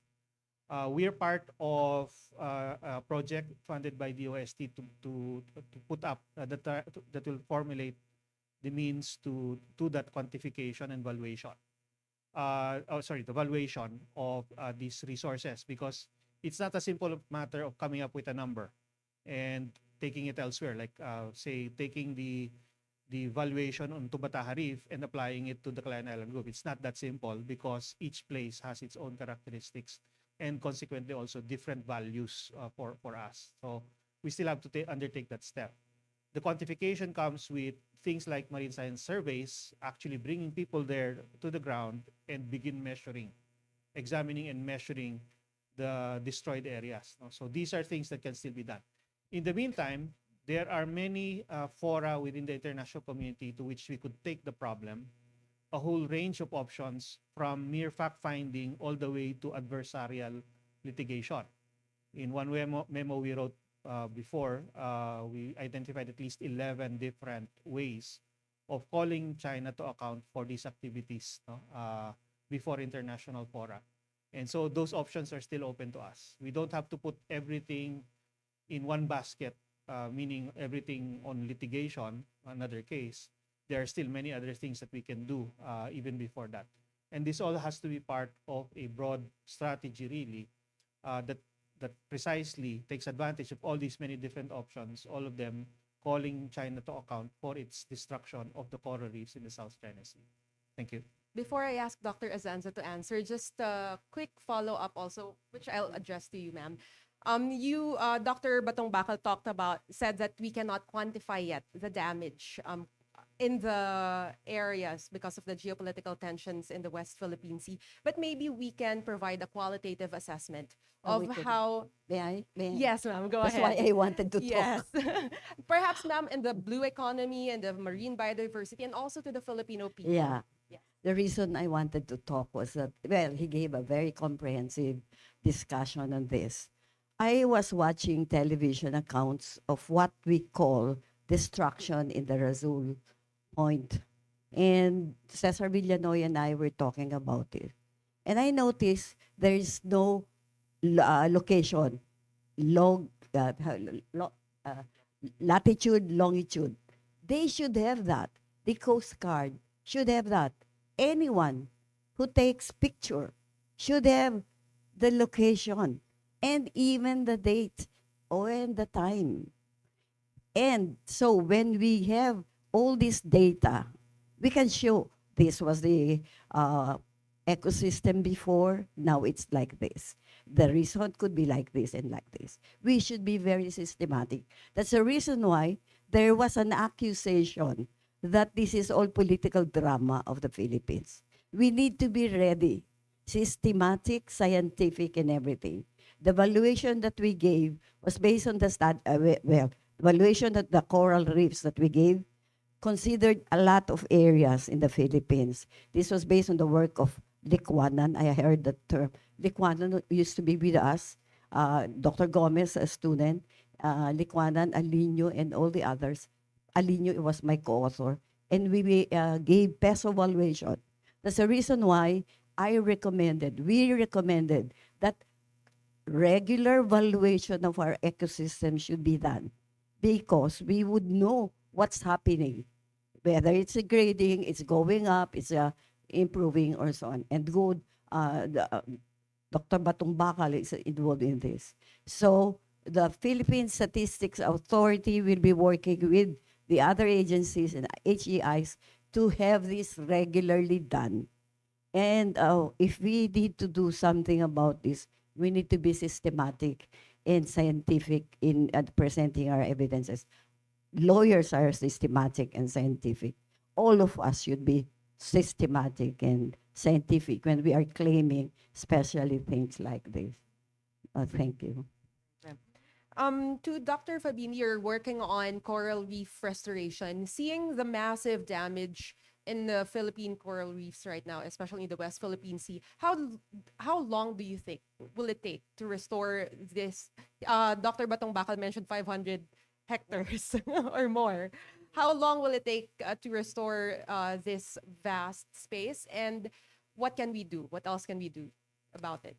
So my background is less on the technical aspects of biology and restoration and more on the policies governance side. But I guess from a sort of a social scientific perspective, I think, and a scientific perspective, I think there's certainly very significant opportunities for data collection and a lot more to be known. The wider South China Sea region is extremely significant, not only for coral reefs, but also in terms of many of the highly significant pelagic fisheries that operate through there, and that could be potentially much more productive and better managed as well. And so I think given that so little is known, including on the extent of the damage to coral reefs and so on, I do think that hopefully there's an opportunity for more collaborative scientific research further down the track. All right, we have a question from Dr. Renato de Castro, sir. I am Renato de Castro. I'm academic focusing on international relations, international security at De La Salle University, and also the convener of national security at the Albert de Lozaro Institute for Strategic International Studies. Ma'am, my question is addressed primarily to you because you're in the natural sciences. I'm from the social sciences, specifically looking at it from strategic and security studies. Now, we have heard this term before that basically agree with what you said, the importance of the blue economy, the importance to develop it. But of course, the reality is the major challenge is the fact that, as mentioned by our president in the during his intervention in the ASEAN summit, we have a hegemonic power that's basically claiming almost 85% or 95% of the South China Sea. And as we see, the policy is basically to exclude our fishermen, our Coast Guard, even our scientists. Now, but I heard this specifically coming from the scientific community that let's remove all the strategic, diplomatic, political issue and let's simply have the scientists resolve this. That science could basically provide the basis for peace, managing this dispute, so forth and so on. Now, my question is, ma'am, number one, has there been any effort on the part of China or the Philippines to basically convene a number of science and experts to basically simply address this issue? I'm using a term in international relation, looking at it simply as a functional issue. Let's remove the strategic, diplomatic, so forth and so on. And of course, my second question, do you really believe, ma'am, that the functional approach would address all the disputes and issues related with the South China Sea and West Philippine Sea issue? Because I remember we have a former national security advisor who basically said, you know, we can resolve this simply on the basis of the functional approach. Thank you very much for Okay, your thank attention, you. ma'am. There has been a lot of efforts, even from the Chinese themselves, no? Well, they wanted to work with us, with the Marine Science Institute, with the other researchers here. But it really didn't work that ideally.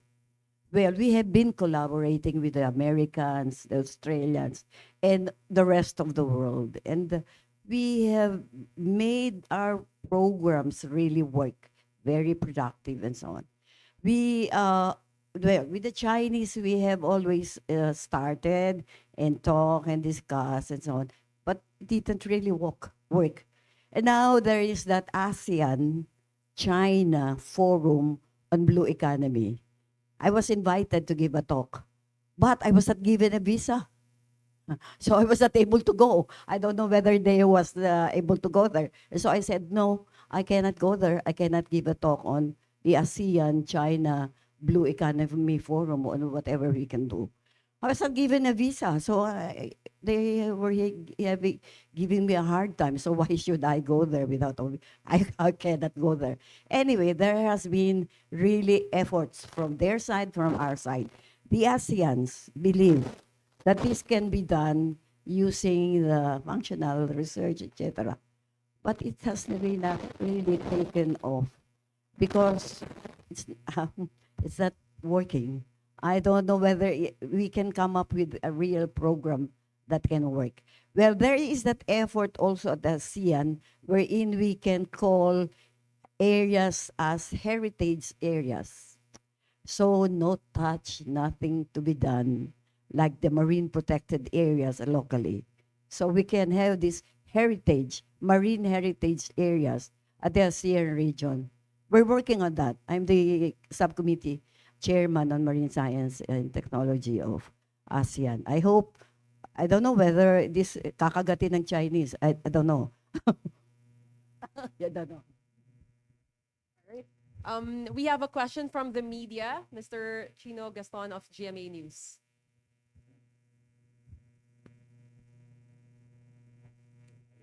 Morning, Chino from GMA7. My question is addressed to Professor Batombakal, but the others can answer, particularly former Chief of Staff. No, Sir, you mentioned earlier that the command structure to respond to incidents in the West Philippine Sea or the South China Sea or our, claimed call this EEZ. Leaves much to be desired. You mentioned faults or parang shortcomings. Currently, we have the National Task Force on the West Philippine Sea that I think that's the parang central command structure. So, are you saying that there's it leaves much to be desired yung process on that? And ano na lang ang tingin natin dito sa ongoing na mga resupply missions, and if there's a conflict between agencies that you see? Yes. Remember, we were writing this last year. Okay, so medyo merong element of flux there, no, with the elections and transfer between administrations. But just from a structural and bureaucratic standpoint, let me give you an example. You have a national task force for West Philippine Sea. At the same time, you have a National Coast Watch Council, both of which are supposedly directed towards maritime policies and maritime issues. And yet one has a particular focus, which when you look at it, technically be part of the broader mandate of the Coast Watch Council. Both have overlapping memberships. And the other thing there is that it seems that one is more visible when there are incidents or crises, no? While the other is not, no? And yet they're supposed to be comprised more or less the same people. And also there's also a marked change in the visibility or character of the National Task Force West Philippine Sea. People never heard of it mostly. The public never heard of the NTFWPS until 2021, March, when the Julian Felipe Reef incident came up. No? But they weren't aware, although some people were, but they weren't aware before that na meron palang ganong task force na talagang nakatutok doon sa West Philippine Sea. So you have that. No? The other indicator there was that especially during the previous administration, ang test mo doon is crisis. Look at what happened with FB Gemver. Diba? Everybody was talking off his head. And we were just, all the observers were simply saying, wala ba silang Viber chat group? Kasi kung ano-ano yung mga sinasabi ng ibang agencies. And this went on for quite a while. No? Recently, especially this year, no, under the current administration, we've seen a marked change in that. At least nag-unify na, especially in terms of public statements and positions. That's a good sign. Pero the thing there is that this is happening, but the structures have not yet changed. You still have NTFWPS, you still have NCWC. Kumbaga, the possibility that it will return to the old system again is still there. Kasi nga, again, yung nabanggit ko rin, Pinoy tayo we're so personality oriented. So it's entirely possible that things are working simply because of personalities rather than the underlying structures and processes. So that's why we're looking at that. No? Yun yung shortcomings really. Parang professionalize it, institutionalize it, so that you can prevent those kinds of things from recurring when a next administration comes up or when new leadership is appointed to the various cabinet positions. Okay. Would you like to answer, sir? Yeah, you mentioned by name. I don't think we are in a position to judge the performance of the National Task Force. After all, perhaps we don't know what's happening in the task force. But let me just say that the intent of the task force when it was first organized back in 2015 was really for a cohesive and a deliberate approach in addressing the West Philippine Sea issue.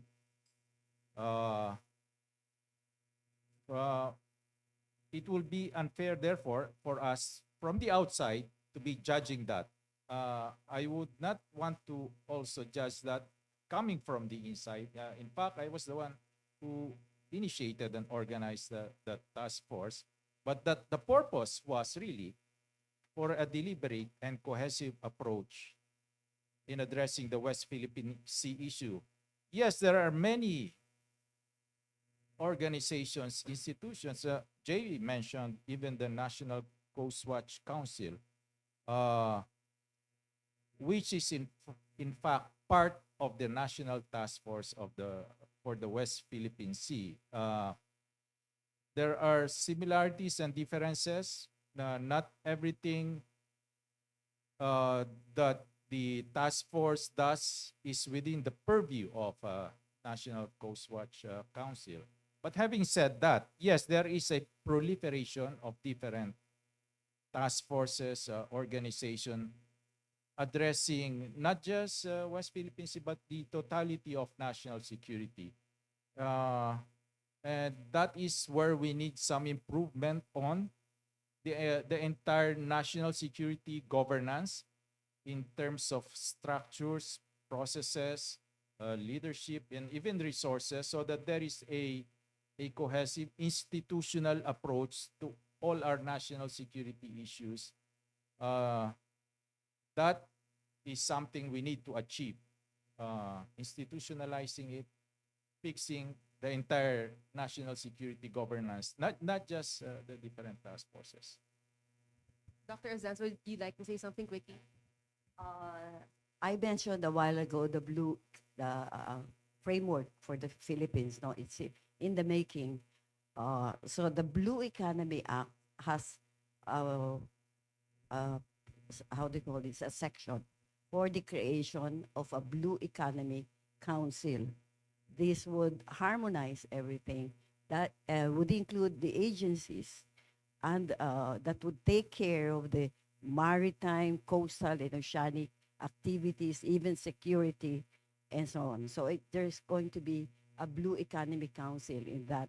Well, this will be open to the public. This will be discussed, and your comments will be considered in the Blue Economy Act being prepared at the Senate level now. So I prefer the Senate bill than the lower house bill because the Senate bill includes everything that we really wanted for this, including national security and everything, even manpower support, education, everything. Okay. Thank you, Dr. Azanza. We'll be taking one more question from the audience. Former Ambassador Jaime Bautista. Hello, good morning. I'm Jaime S. Bautista, no? Not the Secretary of Public Transportation. I am the chairman of the Philippine Council for Foreign Relations. The Philippine Council for Foreign Relations is an organization. It's non-profit, non-partisan, to promote the foreign policy interests of our country.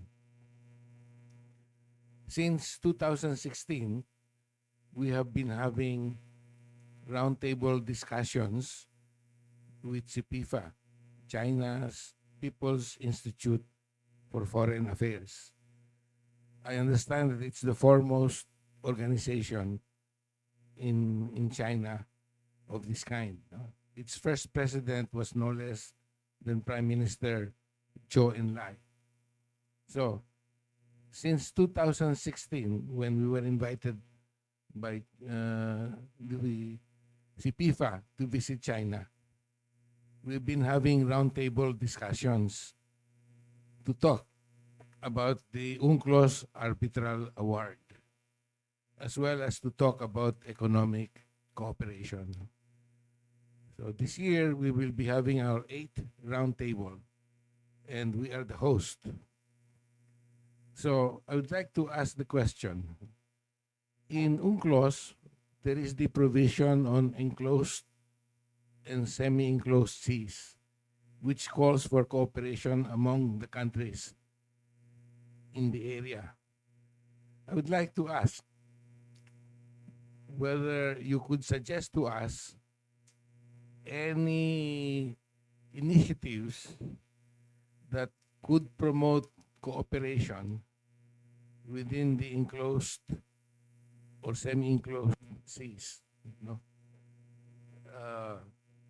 because although we have adversarial positions on the arbitral award, still we want to talk about positive initiatives regarding this matter. So that's my question. The second reason why I asked for the floor is to invite attention to the fact that the decision of the arbitral award was not a decision made by the Permanent Court of Arbitration. Our media keeps talking about PCA, about the case before the PCA. I would like to emphasize that that is not the case. The Permanent Court of Arbitration, it was simply the court of registry. And that the decision was made by an UNCLOS tribunal. So that's the point I wish the media to pay attention to.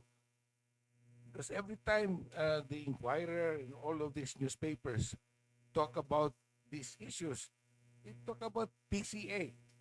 Whereas the Chinese are saying, see, it's not a decision of UNCLOS. So thank you. Thank you. With respect to cooperation initiatives in enclosed and semi-enclosed seas, Actually, we've had decades of cooperation and cooperation initiatives on many different aspects in the South China Sea. In the 1990s, there were the South China Sea workshops that were sponsored by Indonesia and Canada, which really tried to use informal meetings as a way of coming up with all of these cooperation initiatives. And that series of workshops came up with a long, long list of recommendations over several years during which they were held. And we had the participation of all the claimants, as well as Taiwan and mainland China. There have been, these are on the informal level, there were many track 2 discussions like the Council for Security Cooperation in the Asia Pacific, and several other bodies, all of them on the track 2 level. On the official level, we even had, I forget the name of and the acronym of it, but we had a cooperation in information exchange for petroleum exploration and development. I think that's still active.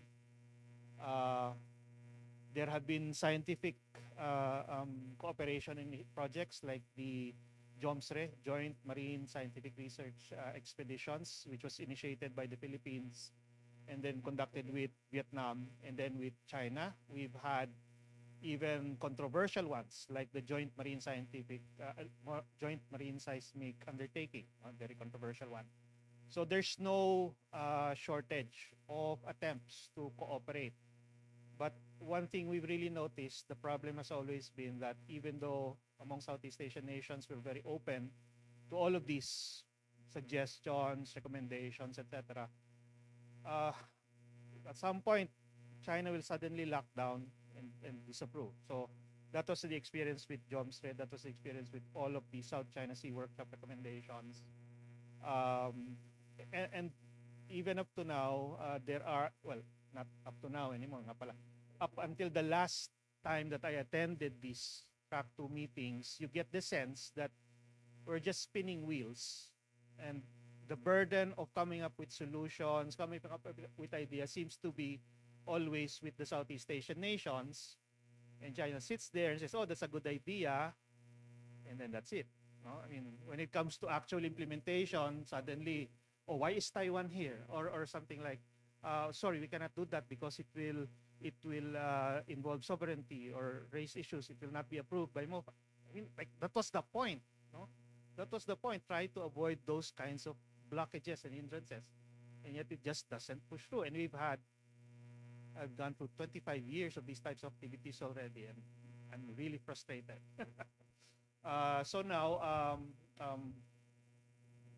you can actually, the council can look at the record of all of those efforts to try to come up with cooperation activities, and you'll find that in just about every aspect, every activity within South China Sea, there have been initiatives already. So it's a matter of picking those up and hoping that this time there will be sincere efforts to actually implement those previous suggestions and recommendations. All right. Thank you, Dr. Batong Bakal. Perhaps just to close the first panel, Dr. Bautista, you mentioned earlier about the whole of nation approach. I just want to ask, where is the public in all of these? You mentioned that there's a need to assert our rights in the maritime environment. What can the public do? How can they help assert our rights? One, I'm not a doctor. I'm the Sorry, General.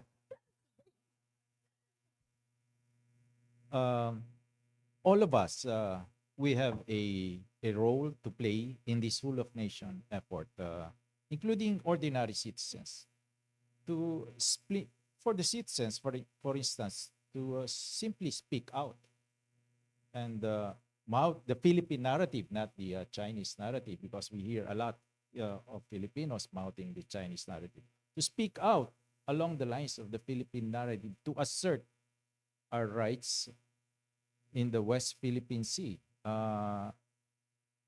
Everybody has a role. Business sector, as mentioned earlier, simply investing in the blue economy or even exploitation and exploration of resources in the West Philippine Sea, and even tourism. For the media to tell the people what's happening there, to report what's happening there, hopefully distinguish between our narrative and the narrative of others, the fake news. Hopefully, all of us, that's at least one thing that all of us needs to do, to distinguish between what is real and what is fake, what is the Philippine narrative, what's the fake narrative of others out there.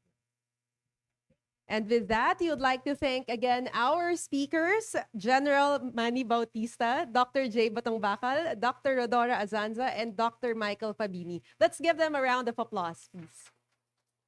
All right. Thank you very much po. All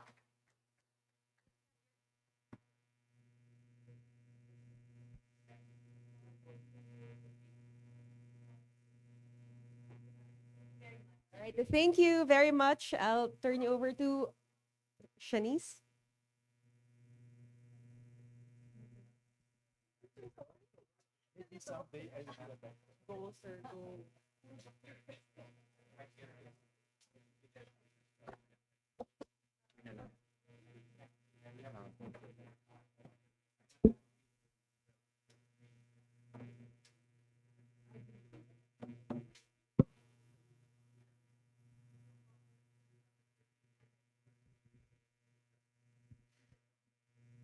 Thank you once again to our speaker and to our reactors for their insightful comments. Again, on this panel of promoting a whole society approach in the Philippine Maritime Framework.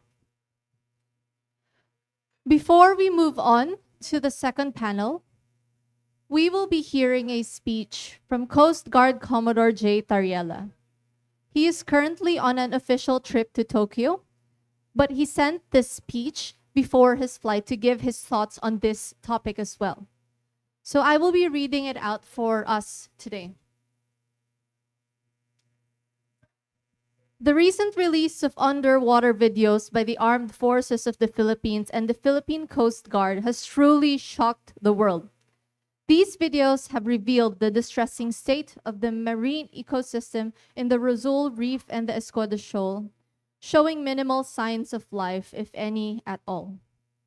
What's even more concerning is the visible discoloration of the seabed in Escoda Shoal, suggesting deliberate activities to alter its natural topography.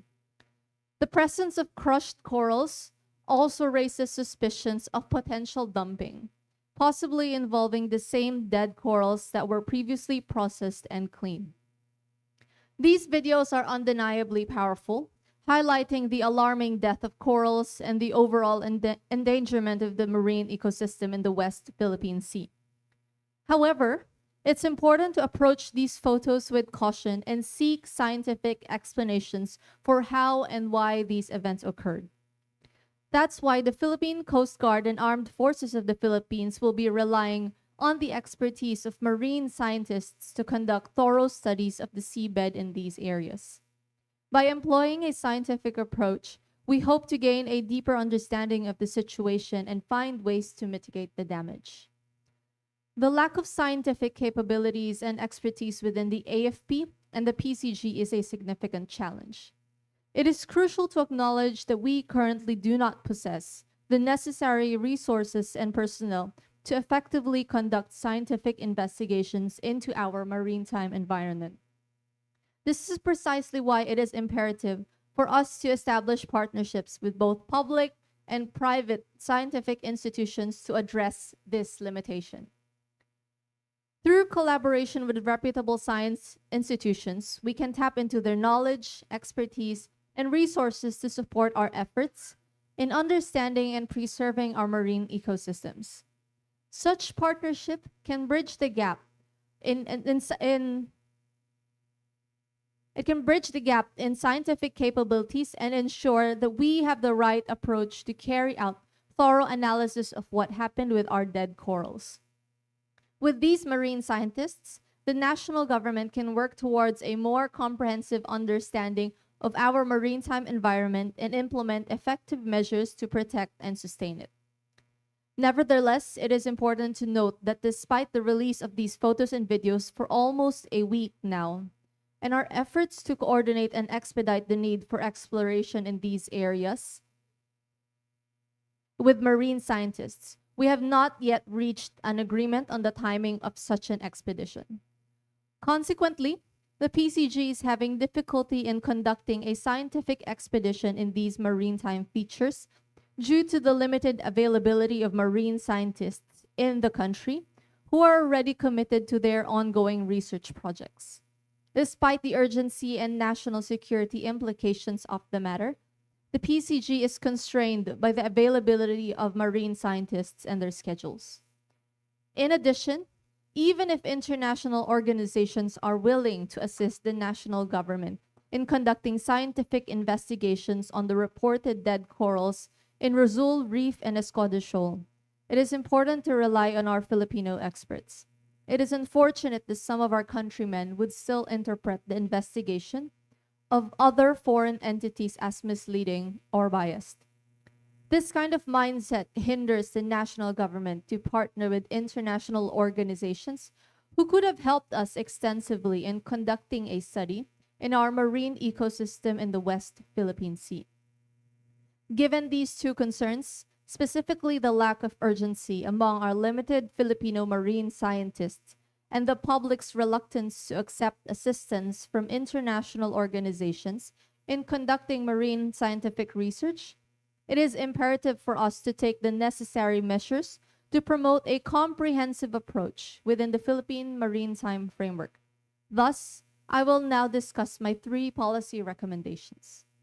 First, it is recommended that the National Task Force for the West Philippine Sea instruct marine scientists affiliated with public institutions to prioritize research in these areas with national security implications.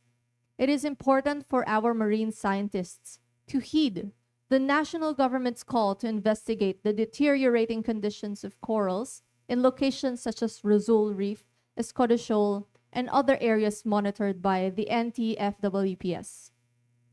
Secondly, it is crucial for Filipino marine scientists to proactively collaborate with foreign institutions to seek their support in conducting marine scientific research in areas of national security importance. While we acknowledge the capabilities and expertise of our own scientists, it is undeniable that internationally renowned maritime institutes possess technological advantages and employ more advanced approaches.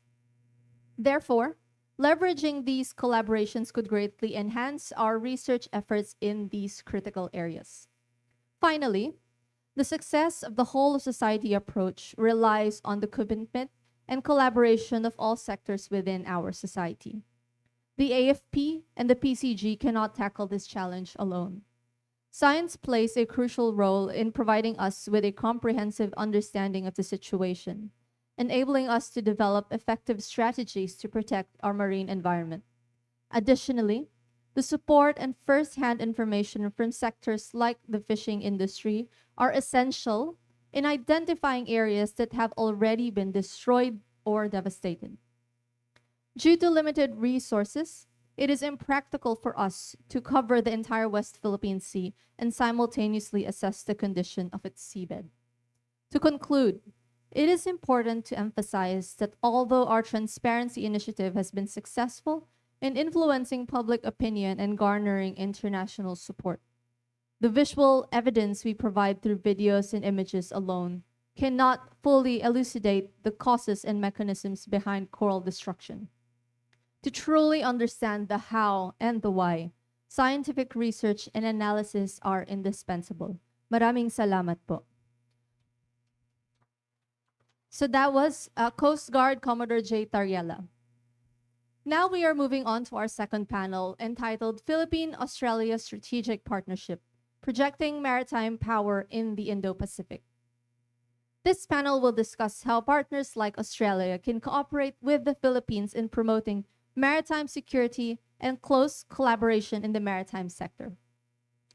Joining us today for this panel are Vice Admiral Alberto Carlos, Commander of the Western Command, Armed Forces of the Philippines, Managing Director of Bauer Group Asia Australia, Mr. Michael McNeil, retired U.S. Air Force Colonel Raymond Powell, who is Director of Sea Light at the Gordian Knot Center for National Security Innovation, Stanford University, Commodore Roy Vincent Trinidad, Deputy Fleet Commander of the Philippine Fleet, and Her Excellency Minda Calagian Cruz, former Philippine Ambassador to Australia and Singapore, Department of Foreign Affairs. So Mr. McNeil and Colonel Powell will be joining us on Zoom, but the rest of our reactors, our panel, I ask for you to please move up front. All right, thank you very much, Shanice. Again, may we call on our panelists, Vice Admiral Alberto Carlos, Commodore Roy Vincent Trinidad, sir, and Ambassador Minda Calagian Cruz.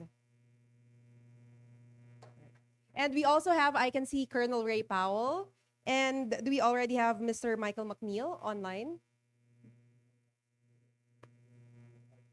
Okay, we'll go back to Mr. McNeil later on. All right. Thank you for joining us today. I'll sit here, sir. Okay. All right. There. Oh, there. I can see Mr. McNeil. Thank you for joining us, sir. Okay. So just like the first panel, we will be giving our speakers 3 to 5 minutes to deliver your opening statement. So let's try to make it as quick as possible so we can have longer time during our question and answer portion later. All right. Would you like to start, Vice Admiral? Good morning to everyone. I am Vice Admiral Alberto Carlos, your commander for the Western Command. I operate in Palawan, and it covers Palawan, Kalayaan Island Group, and the West Philippine Sea. It's a very interesting place to be operating right now. Very complicated issues. Maraming ganap. Together with the Philippine Coast Guard, we man the 9 island detachments, which includes the Ayungin Shoal, Pagasa. Yeah. Next slide, the Lawak, Parola, Patag, Kota, Rizal Reef, Likas Island, and Panata Island. And we conduct maritime patrol with our ships and our aircraft. We provide the military component on dealing with incursions into our territory and the exclusive economic zone. Our area covers an expansive 130,000 square nautical miles. And in our remotest outpost at sea, Western Command soldiers brave the unpredictability of the temperament of the forces of man and nature to raise the Philippine flag. Proudly, we fly, we sail, and we stand guard to defend what is definitely ours. Our actions in the West Philippine Sea are rules-based. Our mandate is to protect and defend, but more importantly, to keep the peace so that economic activities, international trade, and travel may carry on and ensure stability and economic prosperity. As a frontliner in enforcing the 2016 arbitral ruling, let me assure the Filipino people that the AFP Western Command is the dominant force in protecting every inch of our territory and the reaches in our exclusive economic zone. We are heartened by the solid fact that the decision is now part of international law, is recognized by the international community, and has become the basis for policies and actions in the West Philippine Sea. Thus, we are on the right here. We are the one with our neighbors and allies in enforcing a rules-based order so that peace and order, freedom of navigation, trade and commerce, and the gifts of nature will continue to flourish, to be enjoyed by all future generations.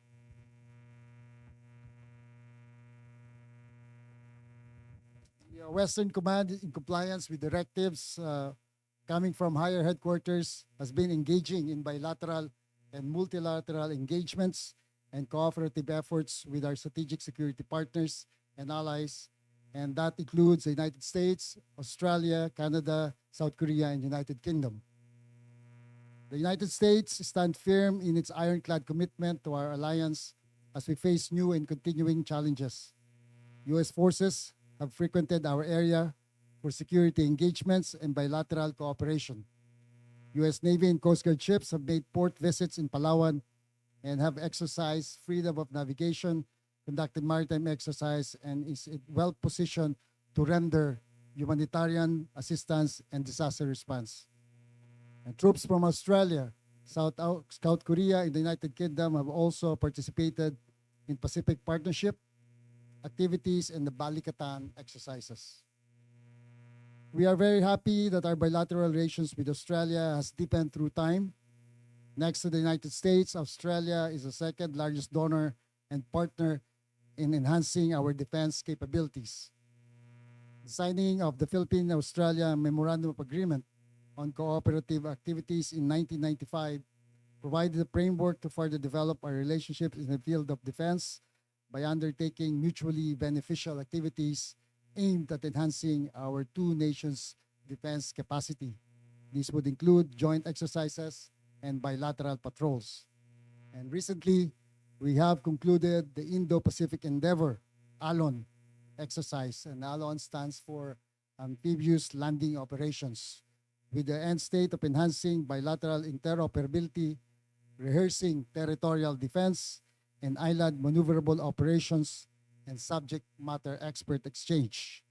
Australia is the second country after the United States to commit to joint patrols with the Philippines in the West Philippine Sea. I can recall when I was the logistics head of the Navy as N4 in 2015, the Navy received from the government of Australia 2 landing craft heavy. We renamed them BRP Ivatan and BRP Batak.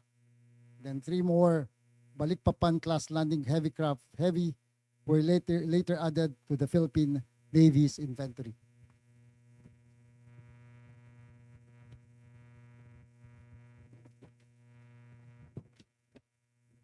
Aside from defense and security concerns, the Western Command is also working on the preservation of marine life and natural resources well within our exclusive economic zone. This is perfect for our opportunity to partner with Australia. As I understand, the Philippines was one of the first to sign the Treaty on Marine Biodiversity of Areas Beyond National Jurisdiction at the sidelines of the recent UN General Assembly in New York. After the AUP reports changes in the quality of marine life in our areas of responsibility, we would very much like to help our experts do their task of studying, researching, and finding ways to preserve and protect marine biodiversity. We need the experts from the Bureau of Fisheries and perhaps the DNR, the UPMSI, and other similar institutions. I am bringing this up because of Australia's effort to conserve and preserve coral reefs. Perhaps this is one undertaking that our experts and scientists and the AFP can work together. This is an option. As the marine ecosystem in the West Philippine Sea affects not just the food chain and food source of the Philippines, but also of many countries, then it would be wise to put all of our expertise together to find solutions to this very great problem of marine life destruction and degradation.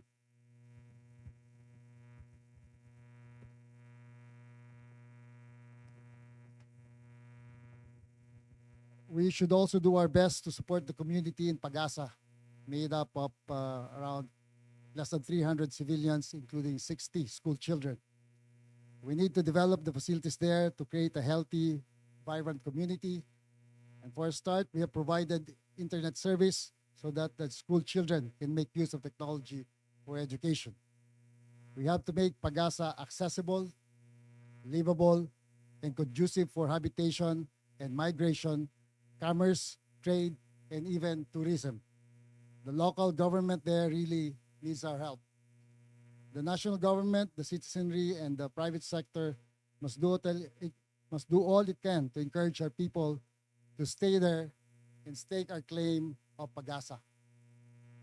On their own, they have started celebrating their fiesta to instill a sense of community among residents, but there's so much to be desired. They need a good water system, electrification, water disposal system, livelihood, good roads and transportation, and all kinds of amenities. So I hope that other than defense and security, we should also look at Pagasa as a community of Filipinos. Even if they live so far away from us, we cannot let them live in isolation. And I'll stop from up there. Thank you very much, Vice Admiral Carlos. All right, let's hear it next to our Canada, sir, Commodore Roy Vincent Trinidad. Sir. Thank you very much. Good morning, everyone. I'm Commodore Roy Trinidad, Philippine Navy, the Deputy Commander of the Philippine Fleet. I have a short three-slide PowerPoint. I'll be talking on projecting maritime power in the Indo-Pacific, options for the Philippine Navy and the Royal Australian Navy.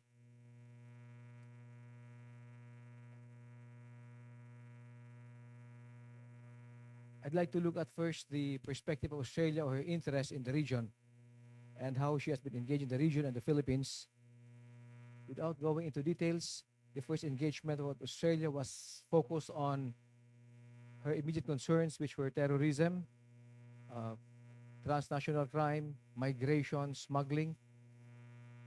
The concern also of Australia was the largest Muslim population country in the world, Indonesia, and she had also some engagements with the Philippines.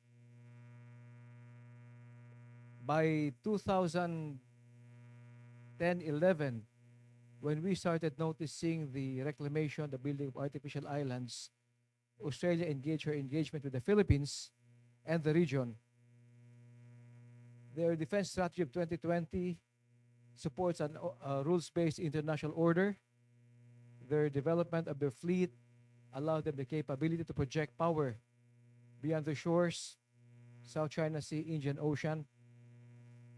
They have a geostrategic buffer, maritime and land.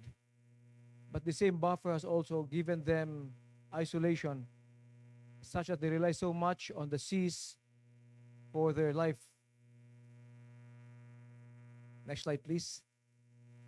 From the Philippine perspective, we have had good interaction with Australia, especially the Philippine Navy, but this escalated in 2003 after 9/11.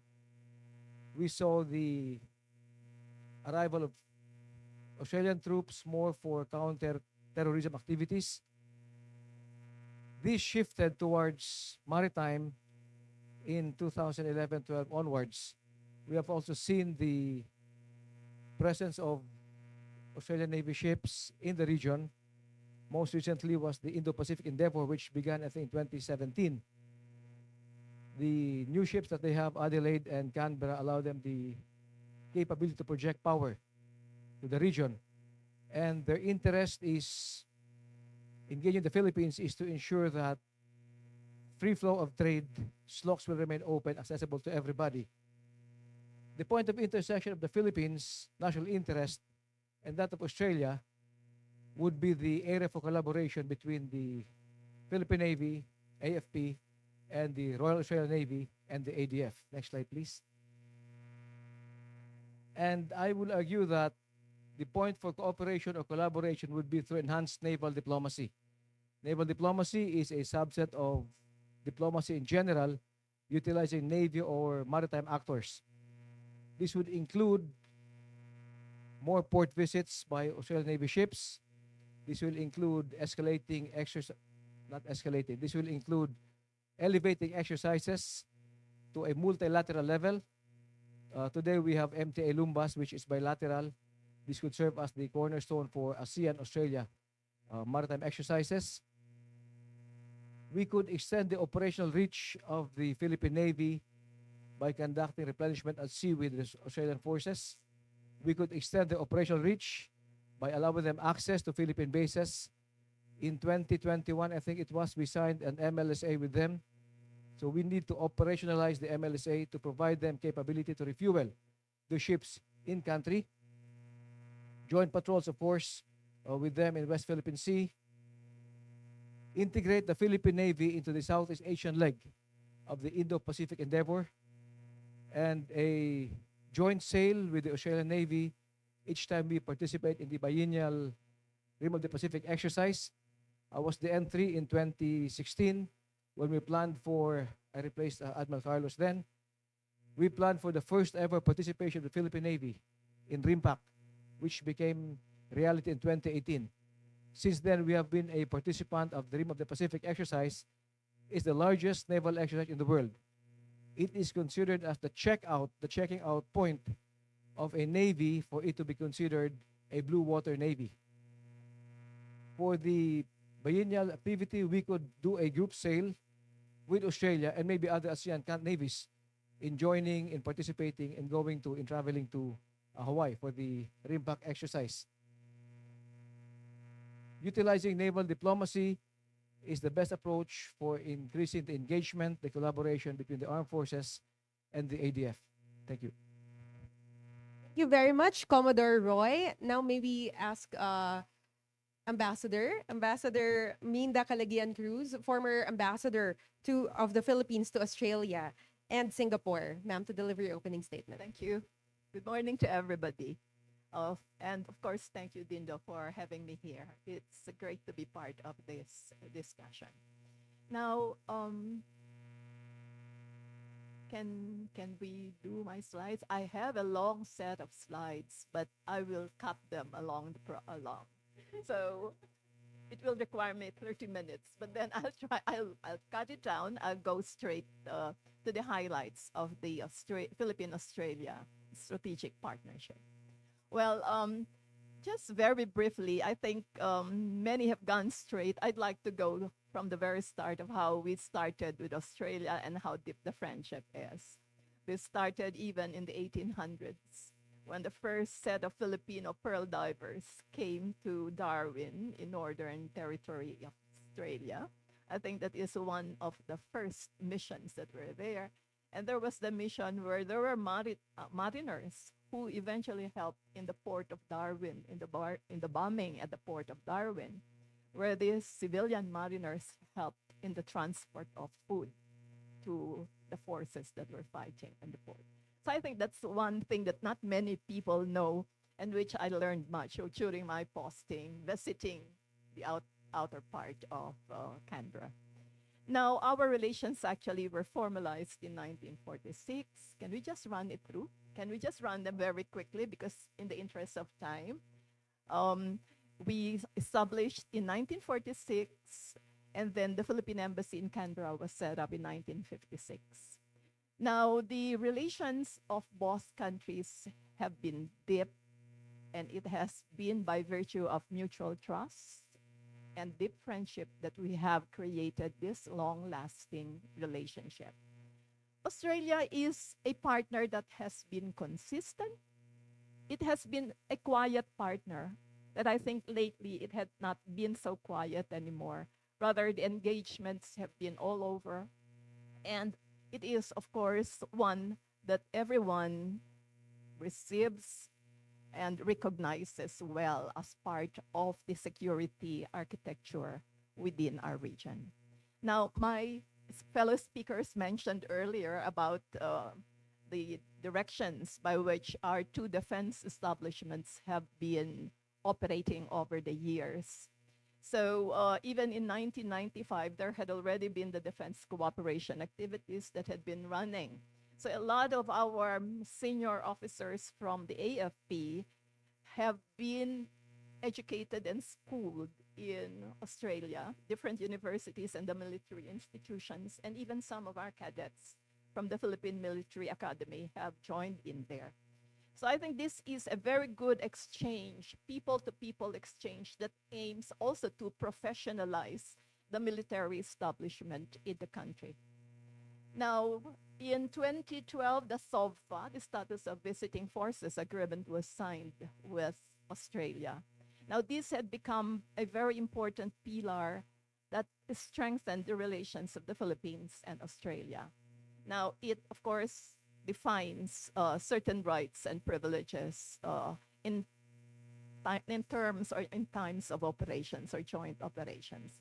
It had become one very useful for the HADR aspect of our relations with Australia. So in 2010, during the Typhoon Haiyan incident, Australia was quick to come in with all its field hospitals and everything because the SOVFA was one that was an enabler. And then in 2015, we signed the Comprehensive Partnership Agreement with Prime Minister Turnbull, coming to the Philippines and signing it at the sidelines of the 31st ASEAN Summit and related meetings. The year 2016, we celebrated 70 years. And when we celebrated these milestones and went back and reviewed what we have done over the years, we found out that there has been so much that had been going on between the Philippines and Australia, not only at the G2G level, but in the people-to-people exchanges. And what is one of the most important part of the interaction by Australia and the Philippines as partners would be the focus on development policy and on the directions towards peace and peace building and the maintenance of peace, especially in BARM.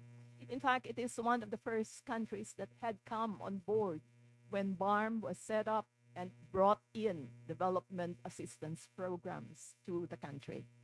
And it continues until now. I remember visiting some places in Mindanao when the former Foreign Minister Julie Bishop herself went focusing especially on women and children and education.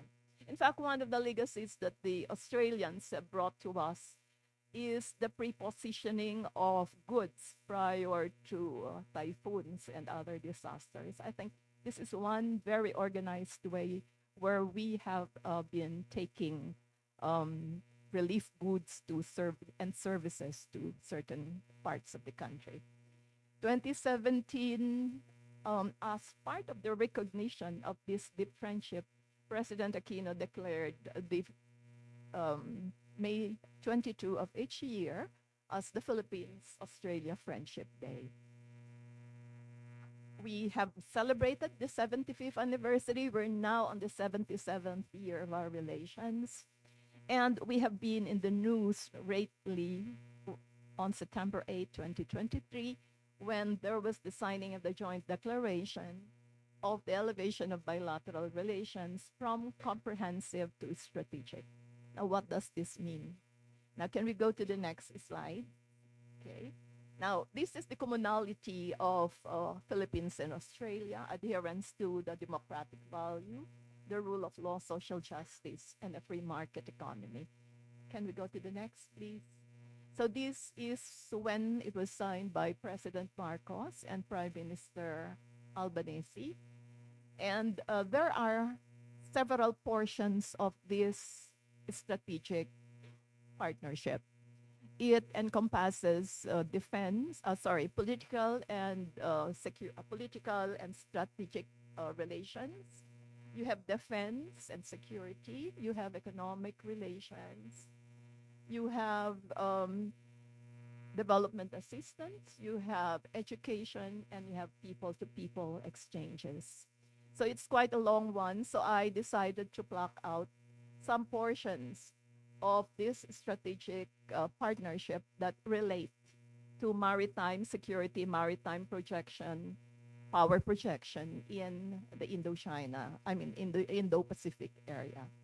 Now, these are all the background for this, why we have gotten into this. And the principles are clearly stated in the joint declaration.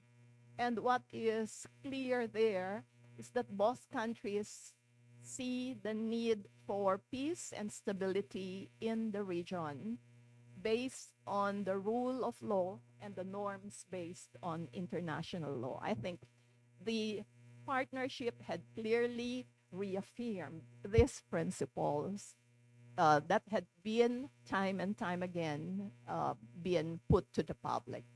Can we go to the next slide? Now, the partnership will allow further and deeper engagements at all levels between the Philippines and Australia.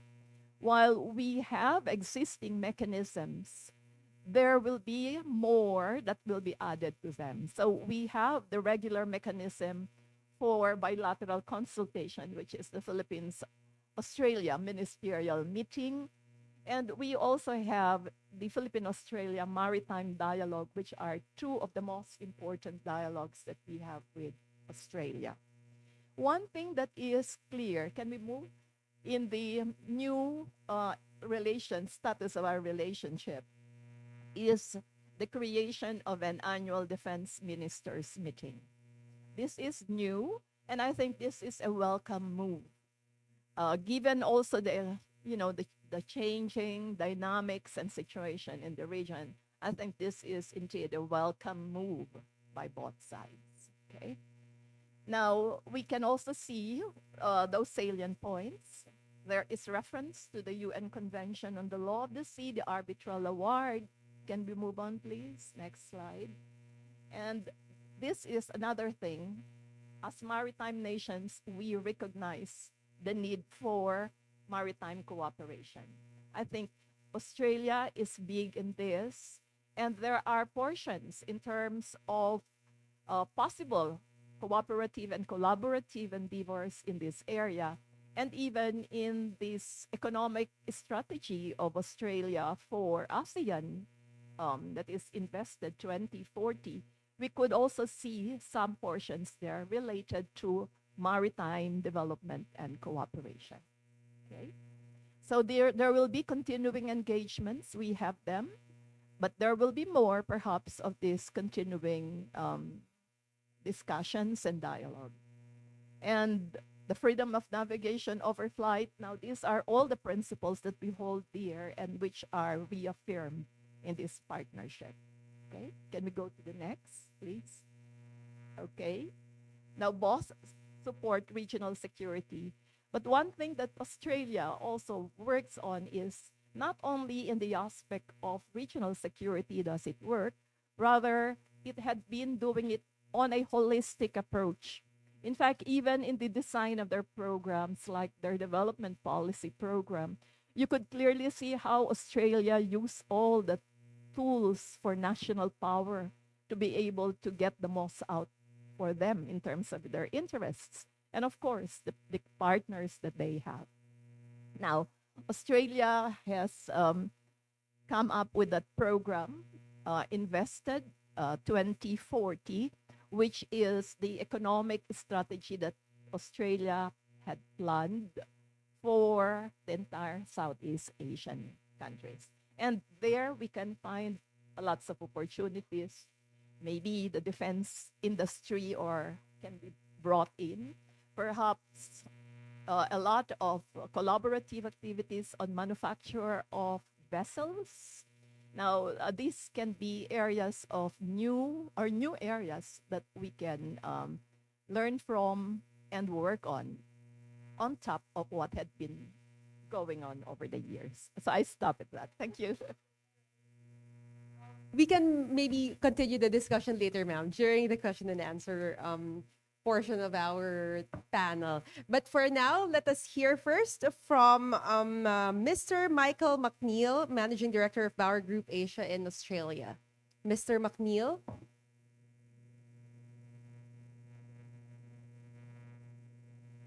Mr. McNeil, are you with us? Still with us, sir? Can you hear us? Yes, I can. Can you hear me? All right, sir, you have 3 to 5 minutes to deliver an opening statement. Great, thank you. My name is Michael McNeil. I am Managing Director of the Australian Office of Strategic Advisory firm Bauer Group Asia. I've been asked to focus my remarks around the recently announced strategic partnership between Australia and the Philippines, as well as Australia's newly launched Southeast Asia Economic Strategy. I'd like to thank Stratbase, the Institute and the Embassy of Australia in the Philippines for hosting this extremely timely event. Indeed, Australian Foreign Minister Wong warned at the UN last week that unprecedented military build-up in the Indo-Pacific is occurring without adequate transparency and strategic reassurance. In Bauer Group Asia's submission to the Australian government's Southeast Asia Economic Strategy, we emphasise that ASEAN centrality in the Australian government's security initiatives is critical to deepening its trade and investment initiatives. The commitment to ASEAN centrality helps counter misinformation about Australia's strategic intent in the region, including in relation to initiatives such as AUKUS and the Quad. Furthermore, an understanding of ASEAN's centrality in Australia's private sector can help build confidence and trust in Australia's strategic intent. As Defence Minister Richard Marles said in February of this year, Australia and the Philippines have unprecedented strategic alignment. Both countries are allies of the United States, and both countries have China as their largest trading partner. Both countries are committed to a global rules-based order. And Australia and the Philippines are maritime nations. Critical to both our economic futures are maritime safety and security, freedom of navigation and overflight, and other lawful use of the seas. It is therefore understandable and defensible that Australia and the Philippines are planning bilateral joint patrols in the South China Sea, as affirmed in the strategic partnership. Much of Australia's trade passes through the South China Sea, and it's been estimated that conflict in the South China Sea would threaten around 90% of Australia's fuel imports. As mentioned earlier, Australia is one of only 2 bilateral partners with whom the Philippines has a status of visiting forces agreement. As was mentioned earlier, the Philippines and Australia will hold the inaugural formal Defence Ministers meeting in Australia in 2024. However, the defence industrial or defence trade relationship is at a very low level. When our 2 leaders announced the intention to develop the strategic partnership in November of last year, their joint statement emphasised defence and maritime cooperation, counter-terrorism and law enforcement links, as well as deeper cooperation in other areas such as climate change. Over the next 9 months, the economic potential of the proposed strategic partnership became clearer, aided by insights gained during the development of the Southeast Asia Economic Strategy. The September 9, 2023 Strategic Partnership Joint Statement had, in our view, the following standout paragraph, and I quote, "We will deepen and strengthen our ties based on adherence to the United Nations Charter. We uphold the principle of free and fair trade, open markets and resisting protectionism, the rules-based multilateral trading system, as well as mutually respected rules and norms that have helped shape our relations for many decades," unquote. The strategic partnership committed to leveraging the Philippines-Australia trade, investment and industry dialogue, enhance existing free trade agreements, and pursue high-standard agreements related to trade, supply chains, clean energy, and anti-corruption and tax through the Indo-Pacific Economic Framework. Misunderstandings about the risk and investment environment across Southeast Asia are hindering engagement and investment. Economic engagement is a core foundation of working effectively with ASEAN, and Australia is behind. Australia's trade performance with Southeast Asia has been okay, but investment is going backwards. For the Philippines, the Southeast Asia Economic Strategy identifies 4 sectors of particular potential: agriculture, education, resources, and the green energy transition. The strategy calls for targeting institutional investors to deepen understanding of opportunities in the Philippines. It calls for raising awareness of Philippines government programs to expedite investments, such as the Philippines government Green Lanes for Strategic Investments program. The strategy also calls for additional technical support for Philippines regulators and industry associations to resolve market access barriers. And it calls on the Australian government to work with the Philippines government to strengthen public-private partnerships. In that respect, I echo Dindo's remarks earlier in the week, in which he mentioned that public-private partnerships represent a strategic shift towards more balanced and dynamic development strategies. As Dindo said, this would lessen Philippines' dependence on official development assistance from China. I think it's important to note that the Australian government's Defence Strategic Review, released April this year, called for genuine whole-of-government coordination of defence policy and activities with wider efforts in statecraft. In other words, Australia's foreign affairs and trade policies and its defence policies are essential and interdependent parts of how Australia becomes stronger and more influential in the region. Similarly, to realise the strategic partnership, President Marcos and Prime Minister Albanese have directed their foreign ministers to formulate and coordinate a whole-of-government joint plan of action. To conclude, I emphasise that the economic impact of the strategic partnership and economic strategy offer tangible and realistic actions, as well as raising awareness about the potential of the Australian-Philippines partnership. Deepening trade, investment and supply chain ties in conjunction with our shared democratic values and unprecedented strategic alignment will drive closer maritime cooperation and potentially greater defence industrial cooperation between our two countries. Thank you for your time. It's been an honour and a pleasure. All right, thank you very much, Mr. McNeil. And now let's hear it from retired U.S. Air Force Colonel Raymond Powell. Colonel Powell. All right. Well, good evening and thank you, and good evening from California. So before I get started, I just wanted to assure Admiral Carlos that I do still have the paddle. It's right behind me. You can see it there against the fireplace. It is a very prized possession. Thank you so much for giving it to me. And it was a real challenge bringing it through all the airports I had to bring it through to get it back to California. But I'm really happy to have it.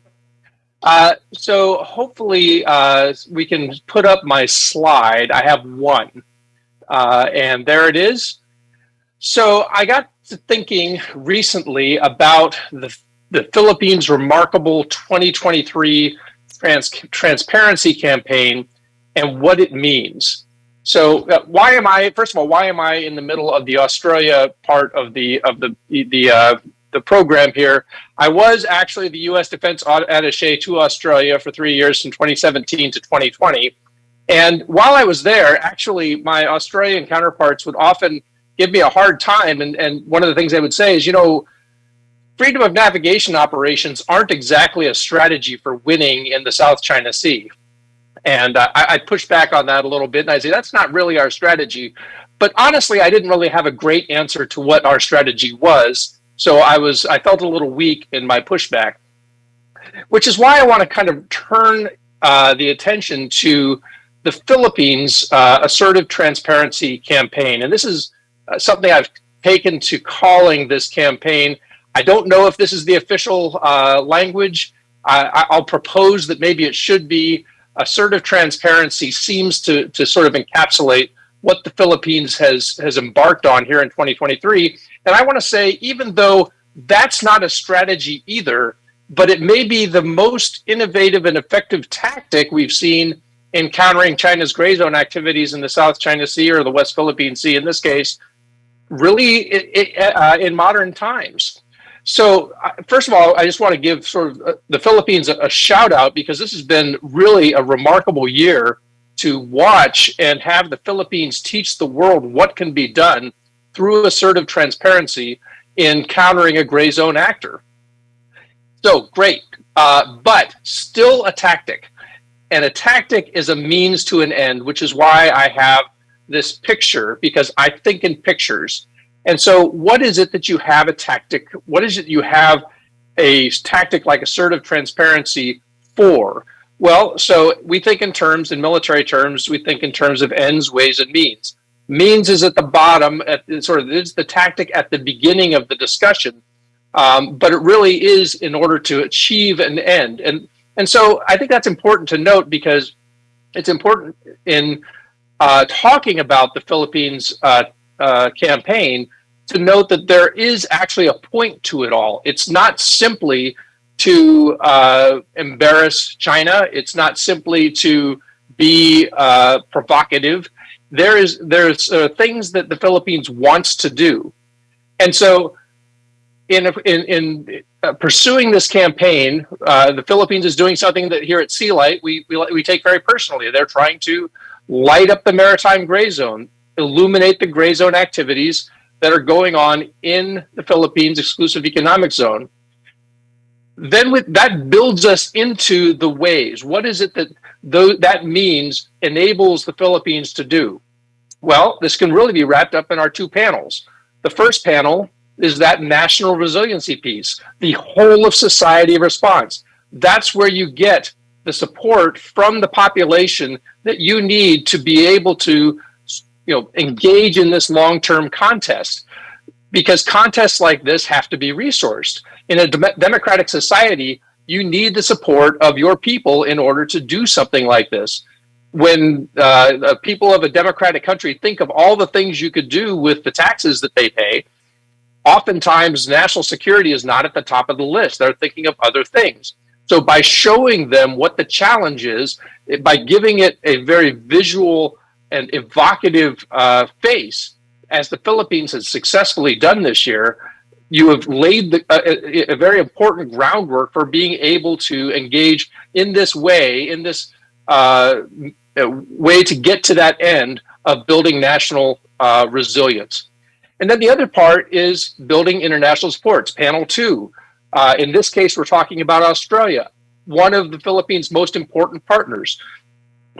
But of course, the Philippines has received support from its ally, the United States, from Japan. It's received moral support from places like India and South Korea and other places around the world. There was just a Canadian ship that left the Philippines. So building that international support is key to be able to reach the end. And by having this assertive transparency campaign, the Philippines has elicited a response from the world. And what we hope is that it will have not just moral support, but also material support. Moral support is still important. That's why you talk about international law, because international law is on the Philippine side. That gives the Philippines great moral standing. That's why you talk about environmental protection, because when you make it clear that there is a country that is destroying the environment, that gives the Philippines great moral standing. On the other hand, you do need material support. You need the capacity building efforts from places like Australia, from Japan and the United States and other places. You need to have these joint patrols that we're talking about now with the US and Japan and Australia and Canada and the UK and other places, because this internationalizes the problem, shows how one thing that China likes the least is facing collective action. China wants to be able to take smaller countries, isolate them, and say, no, this is just between us. The Philippines, by using this tremendously innovative, assertive transparency campaign, has internationalized its support.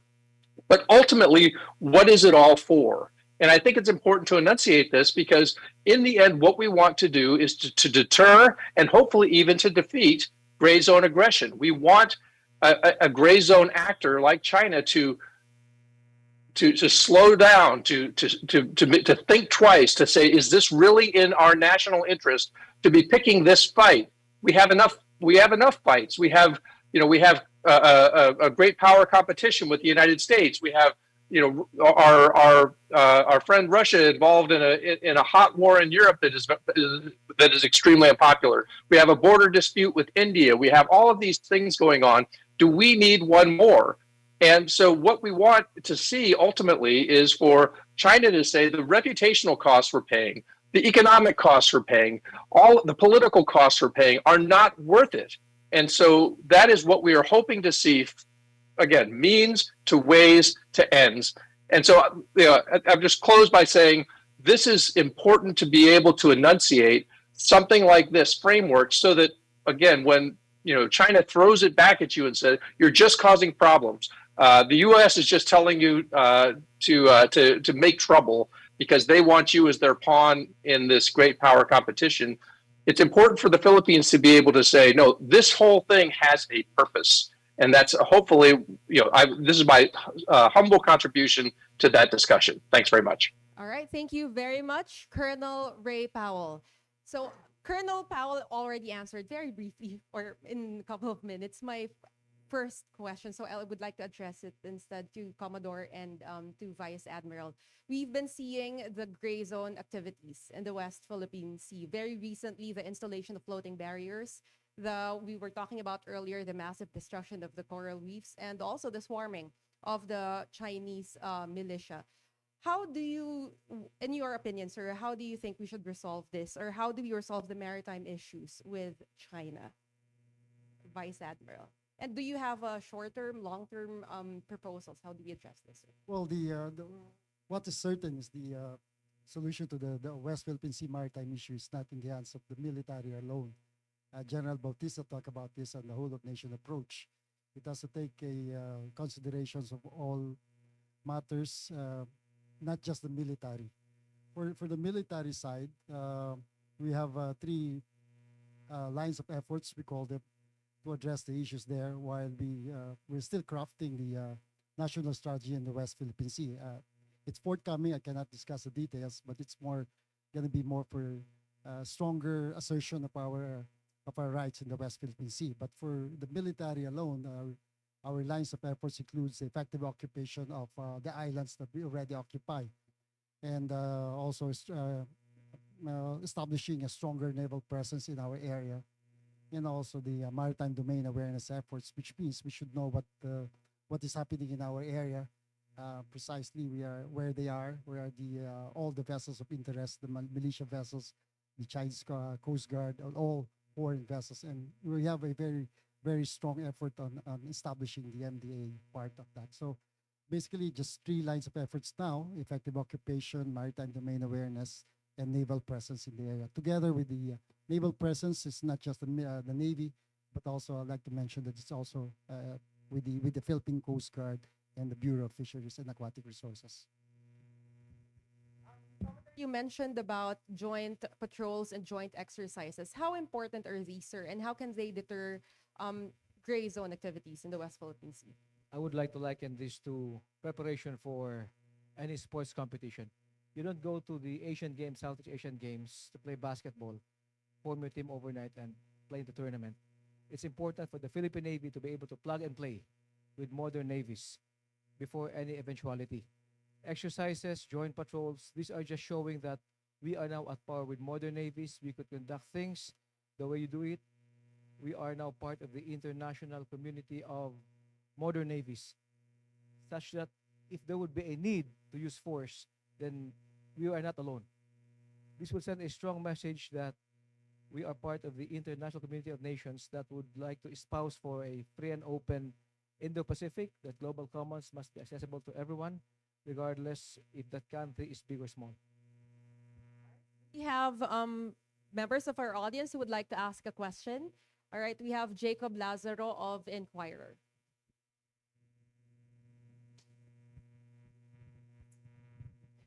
Hello. This question is more on the cooperation with Australia. Aside from the planned joint patrols, are there already plans to scout and study the actual damage of on the reefs in Rosal Reef and the other related areas?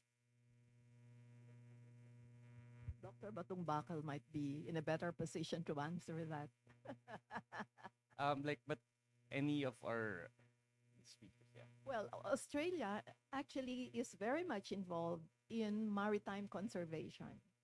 And they have one of the biggest reserves. You have the Great Barrier Reef is one particular area that they are taking very good care of. And probably it can be a possible area for cooperation with Australia. Now, as the joint plan of action to implement this strategic partnership is being undertaken, I think this can be one of these areas to consider. I think Dr. Asansa is raising her hand. Answer that, ma'am. Actually, I'd like to give some comments related to that. The Marine Science Institute, even the entire University of the Philippines and the other universities in the country have been collaborating with Australian institutions. In fact, we have many PhDs who graduated from Australia, and they are coral experts, etc. I think there should be a dialogue between the Australian scientists and the Filipino scientists, not only from the University of the Philippines, but from the other key universities, De La Salle, Ateneo, and MSU and others, for a strategic framework for collaboration on marine science research. So I propose that. And so therefore, that should be on top of, I hope, on top of the list of the Embassy of Australia. So we need more. In fact, Dr. Batong Bakal and I are collaborating. We're coming up with a virtual Archipelagic and Oceanic University of the Philippines. So we are going to develop programs related to archipelagic and oceanic studies, not only for academics, but we will target also professionals like the Navy and the Coast Guard for bridging courses they need to protect and sustainably utilize our marine resources. Thank you. Although I just may nagsasalita. Hi, I'm Moya Collett. I'm the acting ambassador for Australia. We do have a very comprehensive cooperation with the Philippines on marine, all kinds of maritime cooperation, but in marine science in particular, and including on coral reefs. It is mostly about coral reef restoration at the moment, but it's so comprehensive and holistic, and we are very much open to advancing that cooperation in a wide variety of areas. I think it's almost limitless what we could do together with the Philippines, and I would very much like to expand that further. All right, thank you. If I could just ask a Go follow-up ahead, to the Jacob. acting ambassador. So basically now, are there any proposals for that cooperation of the coral reef restoration? Is that expanding to the present issue of the Rosal Reef for you guys to look at it and restore it possibly? I'm actually going to talk about this a little bit later in my closing remarks, but we do have 3 specific coral reef restoration projects. It's scientific research and collaboration. It's really exciting. It's actually one of my favorite projects. So there's a lot of scope to expand that further. Thank you. Sir, I'll give you my microphone. Hi, thank you. I'm a visitor here, and I was invited by my friend Dindo. My name is Peter Lavoy. I work for ExxonMobil now. I used to be in the U.S. government, and in fact was a senior official in the Defense Department in 2012. And my biggest regret, bar none, in the U.S. government, I have a lot of regrets, but the biggest was not taking more assertive U.S. action in support of our Philippines allies during that illegal occupation of this area by China. And I just like to say today, I'm very pleased to see the Philippines taking a very assertive action against other illegal actions, unprovoked actions by China. In fact, the destruction or the release of these maritime artificial boundaries, I think is a very good step. I would just like to ask you, sir, Vice Commander, if you see the international reaction, which I think is supportive, and I think hopefully the Australian government has come up to support your actions too. I know it's dangerous waters, but I think it's very important to express strong support for these actions so that China realizes that the world is actually very much on your side. Well, thank you very much for the question, sir. We're quite happy with the interest that have been expressed in my area, and we're taking advantage of that interest by leveraging our partnership with the U.S. and with the other countries. So we're preparing for that, especially in the Western Command. We're quite happy with and the morale is high with the interest being, especially in the statement of support to the work that we do in the West Philippine Sea. And we're always looking forward to finally establishing a rules-based international order in our area with the help of the allies and our partners. Do we have another question? Okay, yes. At the back, and then, okay.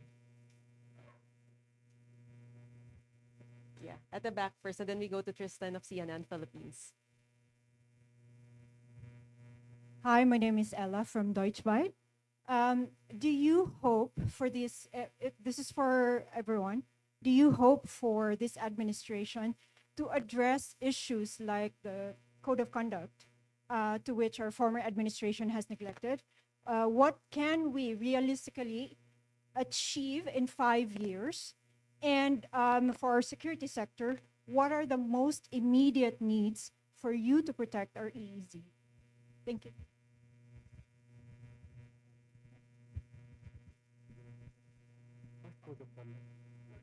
The code of conduct is still a work in progress. It's been a work in progress for quite a while. Hopefully, we can have the code of conduct within the 5 years. Maybe the Department of Foreign Affairs will be more appropriate agency to comment on the progress of the negotiation for the code of conduct. As far as for the immediate need in protecting our exclusive economic zone, I always said this in the past, and I'll say it again. Whatever we hope to accomplish in the West Philippine Sea in our area of operation is dictated by the resources available to me. So it's a lack of bottoms, lack of areas, lack of tools to be able to do my job in the West Philippine Sea.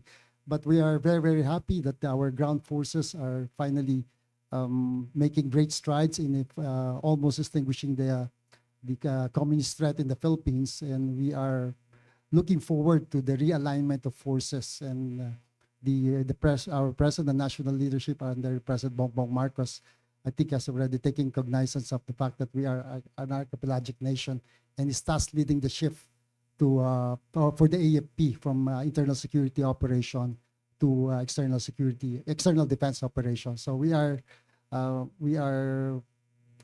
confident that the full support is forthcoming to the Western Command to be able to do our job better. Thank you. I just add up. Regarding the code of conduct, it has been going on for quite some time. And it had been like a forward, backward process. It takes a while. It may take a bit longer, despite best efforts on the part of a number of the parties. There are certain situations where all of a sudden it stops. So it's like China is in it, but is not participating in it. So it is the target of government, of course, to have one signed, and I think efforts have always been directed to that. But that does not put an end to it. Rather, there are quite a lot of mechanisms from the bilateral to the regional and even the multilateral levels, whereby certain small actions can perhaps contribute to coming up with that regional code of conduct that had always been wanted for quite some time. Thank you. I'd like to ask also Colonel Powell your thoughts on the code of conduct, and should we have a code of conduct eventually, considering the behavior of China? Do you think this can be enforced, and do you think China will actually follow the code of conduct should there be one? Well, I am a code of conduct skeptic, I'm afraid. I believe that China is negotiating in bad faith, that what it would like to do is come up with a very weak code of conduct, which it could then say are the new rules for the entire South China Sea, and to be able to say, UNCLOS, the UN Convention on the Law of the Sea, the Arbitral Tribunal, those are no longer applicable because we here have all agreed that the Code of Conduct is the entire rule for the South China Sea, and because it is weak and not enforceable, it will simply become something that they can use to cover up what they would like to do. So, in my mind, and again, I'm sorry to be a fly in the ointment, but I believe that the Code of Conduct remains an important process for people to talk. But I am skeptical that it will ever be a product that anyone can sign. All right, thank you, Colonel Powell. We have a question from Tristan Nodal of CNN Philippines. Hello, good morning po. To Vice Admiral Carlos, I just want to get more information on what you've mentioned about a national strategy on the West Philippine Sea is coming out soon, sir. Did I hear it right? But if it's right, when may timetable po ba? And for people to really understand and without compromising yung important parts, sir, what does it mean really? Ano po yung mako-cover nito? Well, the new strategy will be an enhancement of the present strategy that we're using now. Will be focusing more on the whole of nation approach, and like I said, I cannot divulge any the operational details, but it's coming out soon, and the details like I said, I cannot discuss. Okay, sir. But siguro, sir, how urgent na lang po given the given the geopolitical situation na nangyayari ngayon, sir, no? Itong pag-come up with a national strategy, how important is it? This current strategy now is working. It's just an improvement. So it's just an improvement of the current strategy that we're using now. So it's bringing in more of the other agencies, the whole of nation approach, whole of government approach to the issues. But while we are still, it's a work again, it's a work in progress. It does not diminish our ability to be able to perform our job in the West Philippine Sea. So okay pa yung the current strategy. So it's not really if they don't come up very soon, it will not be a big issue on the part of us operating in the area. All right. Do you have another question from the audience?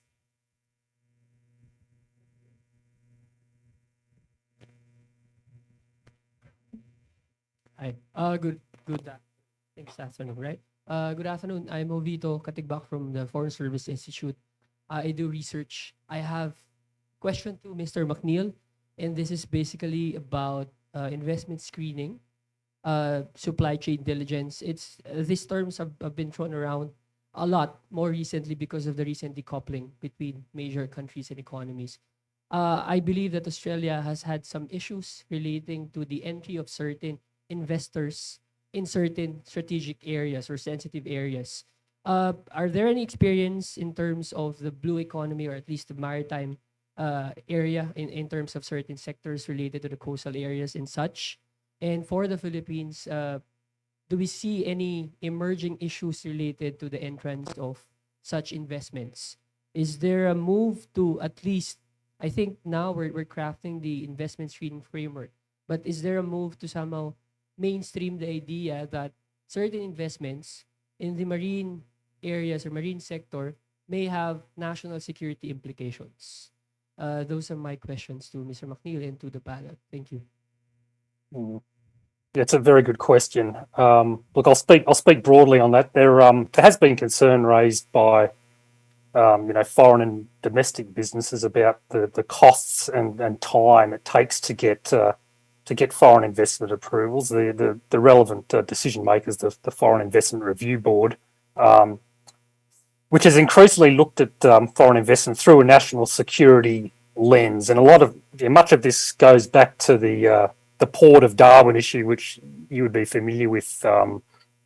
Probably, I think this was 7 or 8 years ago, and which allowed Chinese investment in a port, which turns out to not perhaps have been a great idea. But on the back of that, the Foreign Investment Review Board had a lot more national security expertise instilled in it. But in saying that, look, the current government, they're keen to attract foreign investment as a way of lifting wages. There has been some pushback on the time and cost it takes to get foreign investment decisions approved. It's no secret the American Chamber of Commerce in Australia has raised concerns. So it's fluid, as they say, but in terms of maritime offshore investment, I mean, I'm not an expert on that, I'll admit that, but I'd be happy to look at it. On the national strategy, what I would like to highlight here is that the beauty right now is we have the consciousness of the entire nation that it is not only the military responsibility to take care of the West Philippine Sea. Compared to the 5 or 6 decades we have been fighting the internal security war, wherein it took General Bautista, when he was the chief of staff, to push for the internal peace and security plan, which brought in other government players and the entire nation. This time for West Philippine Sea, the plan mentioned by the Admiral is not solely a military component, a military plan. It will have different components, and addressing this is more than just a military. It took 5 or 6 decades for us to learn that security must be taken collectively. Thank you. All right, thank you. Perhaps just to wrap up our discussion this morning, we know that protecting and upholding a rules-based order is a shared interest and collective responsibility of like-minded states like the Philippines and Australia. How do you think can strategic partners like the Philippines and Australia leverage its partnership to hold antagonistic and coercive states accountable? So we're talking about accountability here for their actions, especially in their gray zone activities. Like what I mentioned, absence of government will, or where the road ends, insurgency begins. So long as Kalayaan municipality will remain isolated from the national government, then international insurgency brought about by China, gray zone activities will begin. We need to bring in that municipality closer to the Philippines by having maritime corridors, by having government presence, by having different public health, education. The main effort of government will always be the municipality of Kalayaan. That would give reason for the armed forces and other government agencies to be there in West Philippine Sea. Vice Admiral, would you like to answer? Well, like I said earlier, it's we're taking advantage of our leverage of our partnership with the other nations. It's important for us to be seen together, working together for establishing a rules-based international order in the West Philippine Sea. Importante sa amin yon, and we are very happy that a lot of nations are now expressing support to that effort, and may binanggit nga the chorus of nation supporting our effort in establishing a rules-based international order in the West Philippine Sea. And would you like to add, ma'am? Yes. Well, the partnership of Australia and the Philippines will be very useful in the sense that security is key, but prosperity is essential. Both have to go hand in hand. And I think this is a well-directed path that both countries are undertaking. We would like to see a peaceful, a stable, yet prosperous region. And perhaps how do we let people or countries behave? I think you have many platforms to do this. From the diplomatic perspective, we use different platforms, be they at the bilateral, the regional, the multilateral levels. We can use the ASEAN, you can use the UN as institutions, whereby our narrative on this particular aspect of peace, security, and adherence to rules-based order can be undertaken. And continuing the narrative doesn't limit itself to government, rather like it's a whole of nation approach. Even your people on the ground have to understand what this thing is all about and what else can they do as a responsible citizen. So I think it's a continuing thing. And this issue has to be kept alive. I think this is one thing, that there should be no derogation in terms of the efforts that we are putting in it. Rather, we should put more efforts into it. We want to get more countries involved into it.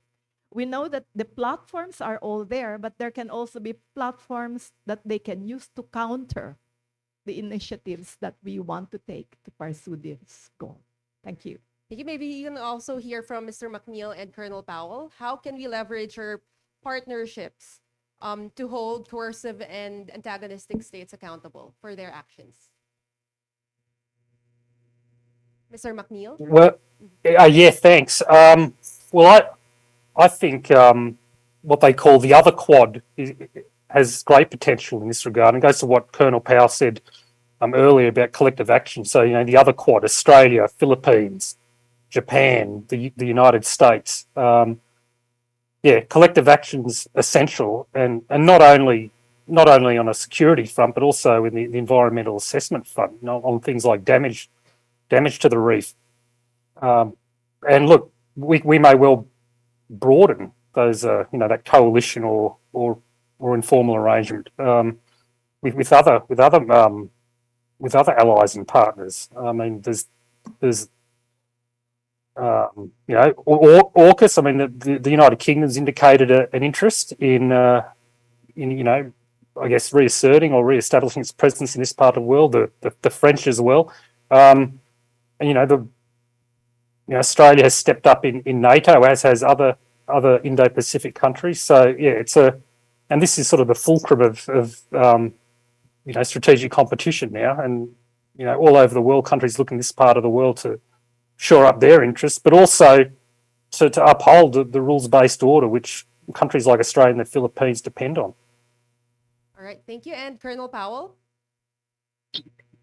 Yeah, well, thanks, Joyce. I think just to reiterate what everyone else has said, which is that while China's asymmetric advantage is its capacity and willingness to operate in the gray zone, which is something that in the free world we don't do because we have sort of standards of separation between military and civilian and those kinds of things. The Philippines has asymmetric advantages as well. One is that it's right. And everyone knows, frankly, that the Philippines is right. There's been an arbitral tribunal case that has said in detail how right exactly the Philippines is. And so that great moral advantage gives you all kinds of options for ways to go forward. And so I think bringing in the environmental destruction is a brilliant move on the Philippines' part. And, I think that the Philippines would be perfectly right and even maybe find great leverage in bringing in the international community and say there should be an international investigation into the damage. And since China has decided to bring up the Sierra Madre, fine, let's have that investigated too. Investigate it all. Let's internationalize this particular problem and see how China responds to that.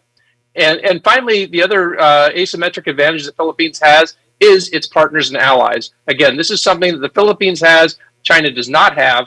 And when China looks out and sees the Philippines standing with the United States and Australia and Japan and others, it gives the Philippines leverage. And that's something that the Philippines certainly needs at this important point.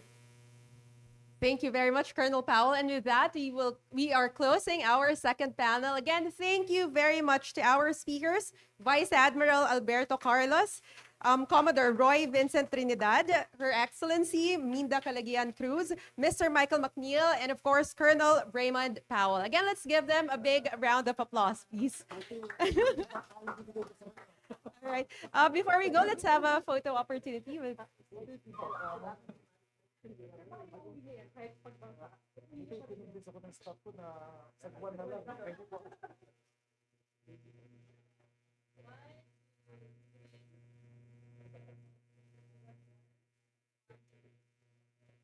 May we also call on Dr. Moya, please, to join us?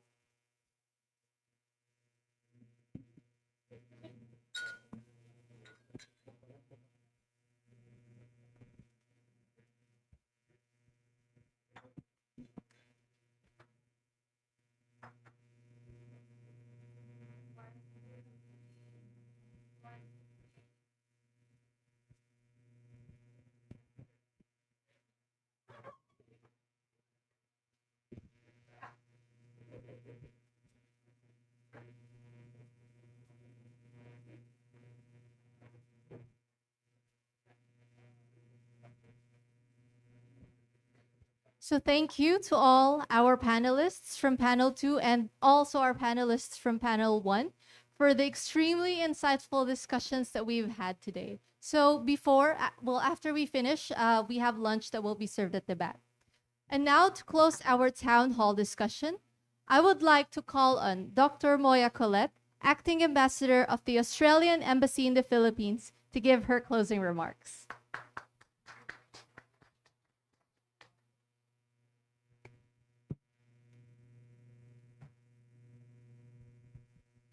Magandang hapon.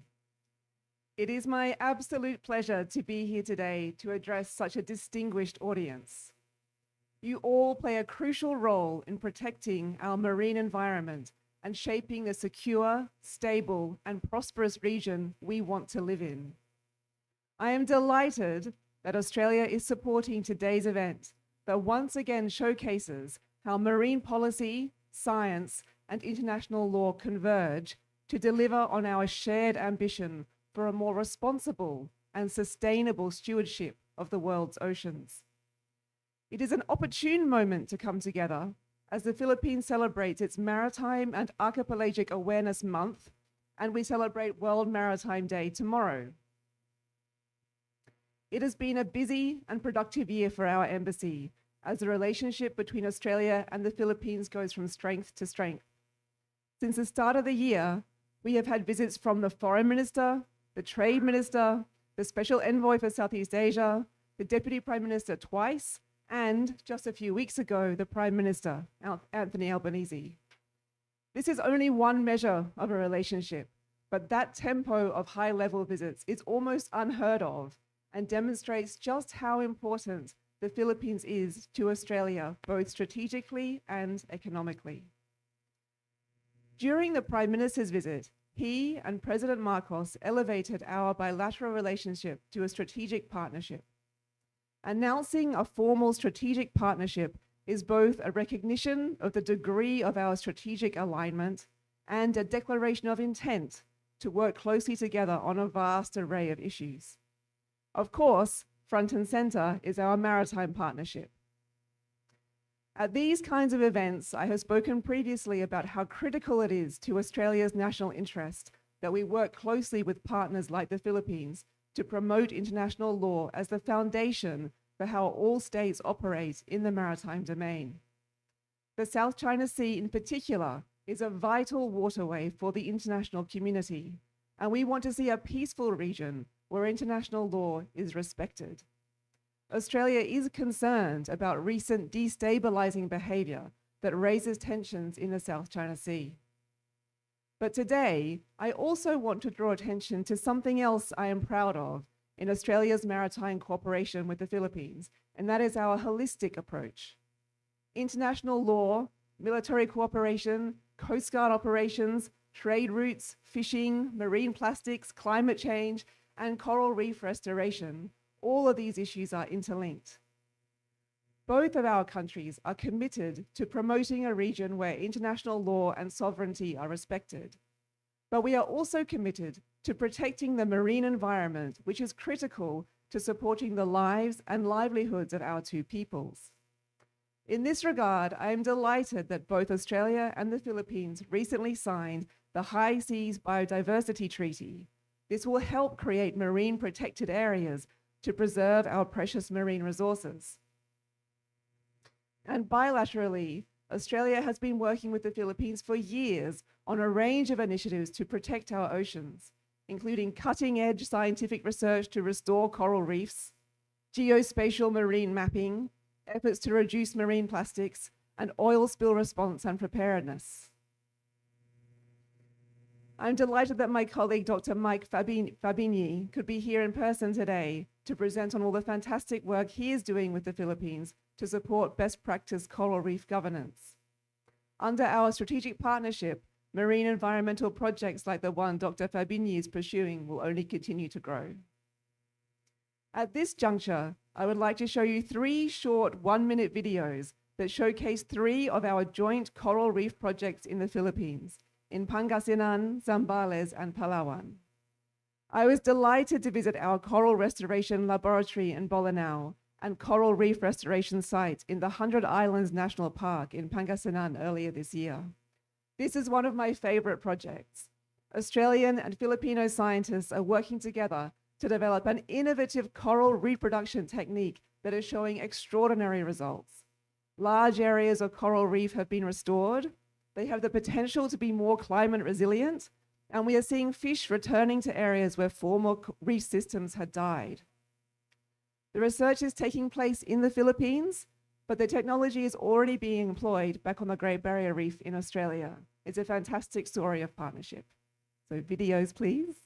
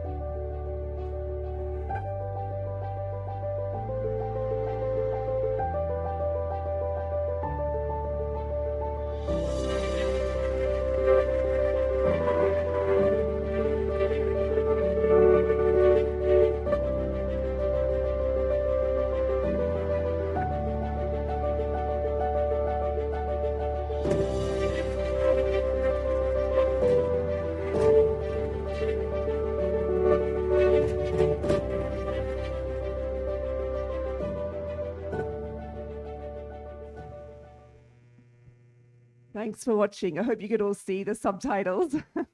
um, this kind of work, I think, is really an exciting example of what we are and can do with the Philippines. It's just the beginning, I think, of amazing work we can do together to protect our precious marine environments, alongside the work we do to promote a region that is secure, stable, and prosperous for ourselves and future generations. Maraming salamat and mabuhay.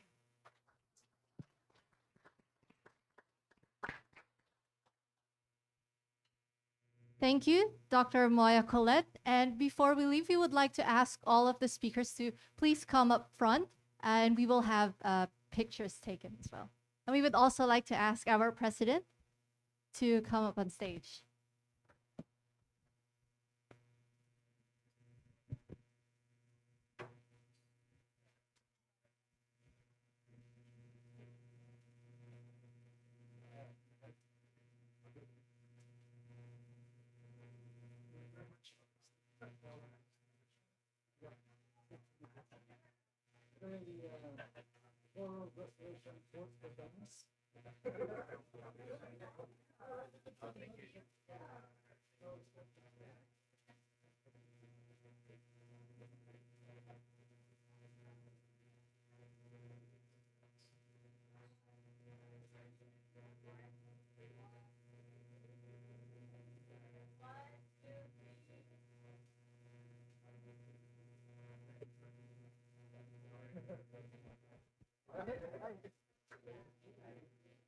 All right, thank you everyone for coming. And we would like to we would also like to remind you that we have lunch at the back as well. Thank you everyone. I'm Shanice Spiritu, your host, and have a pleasant day ahead.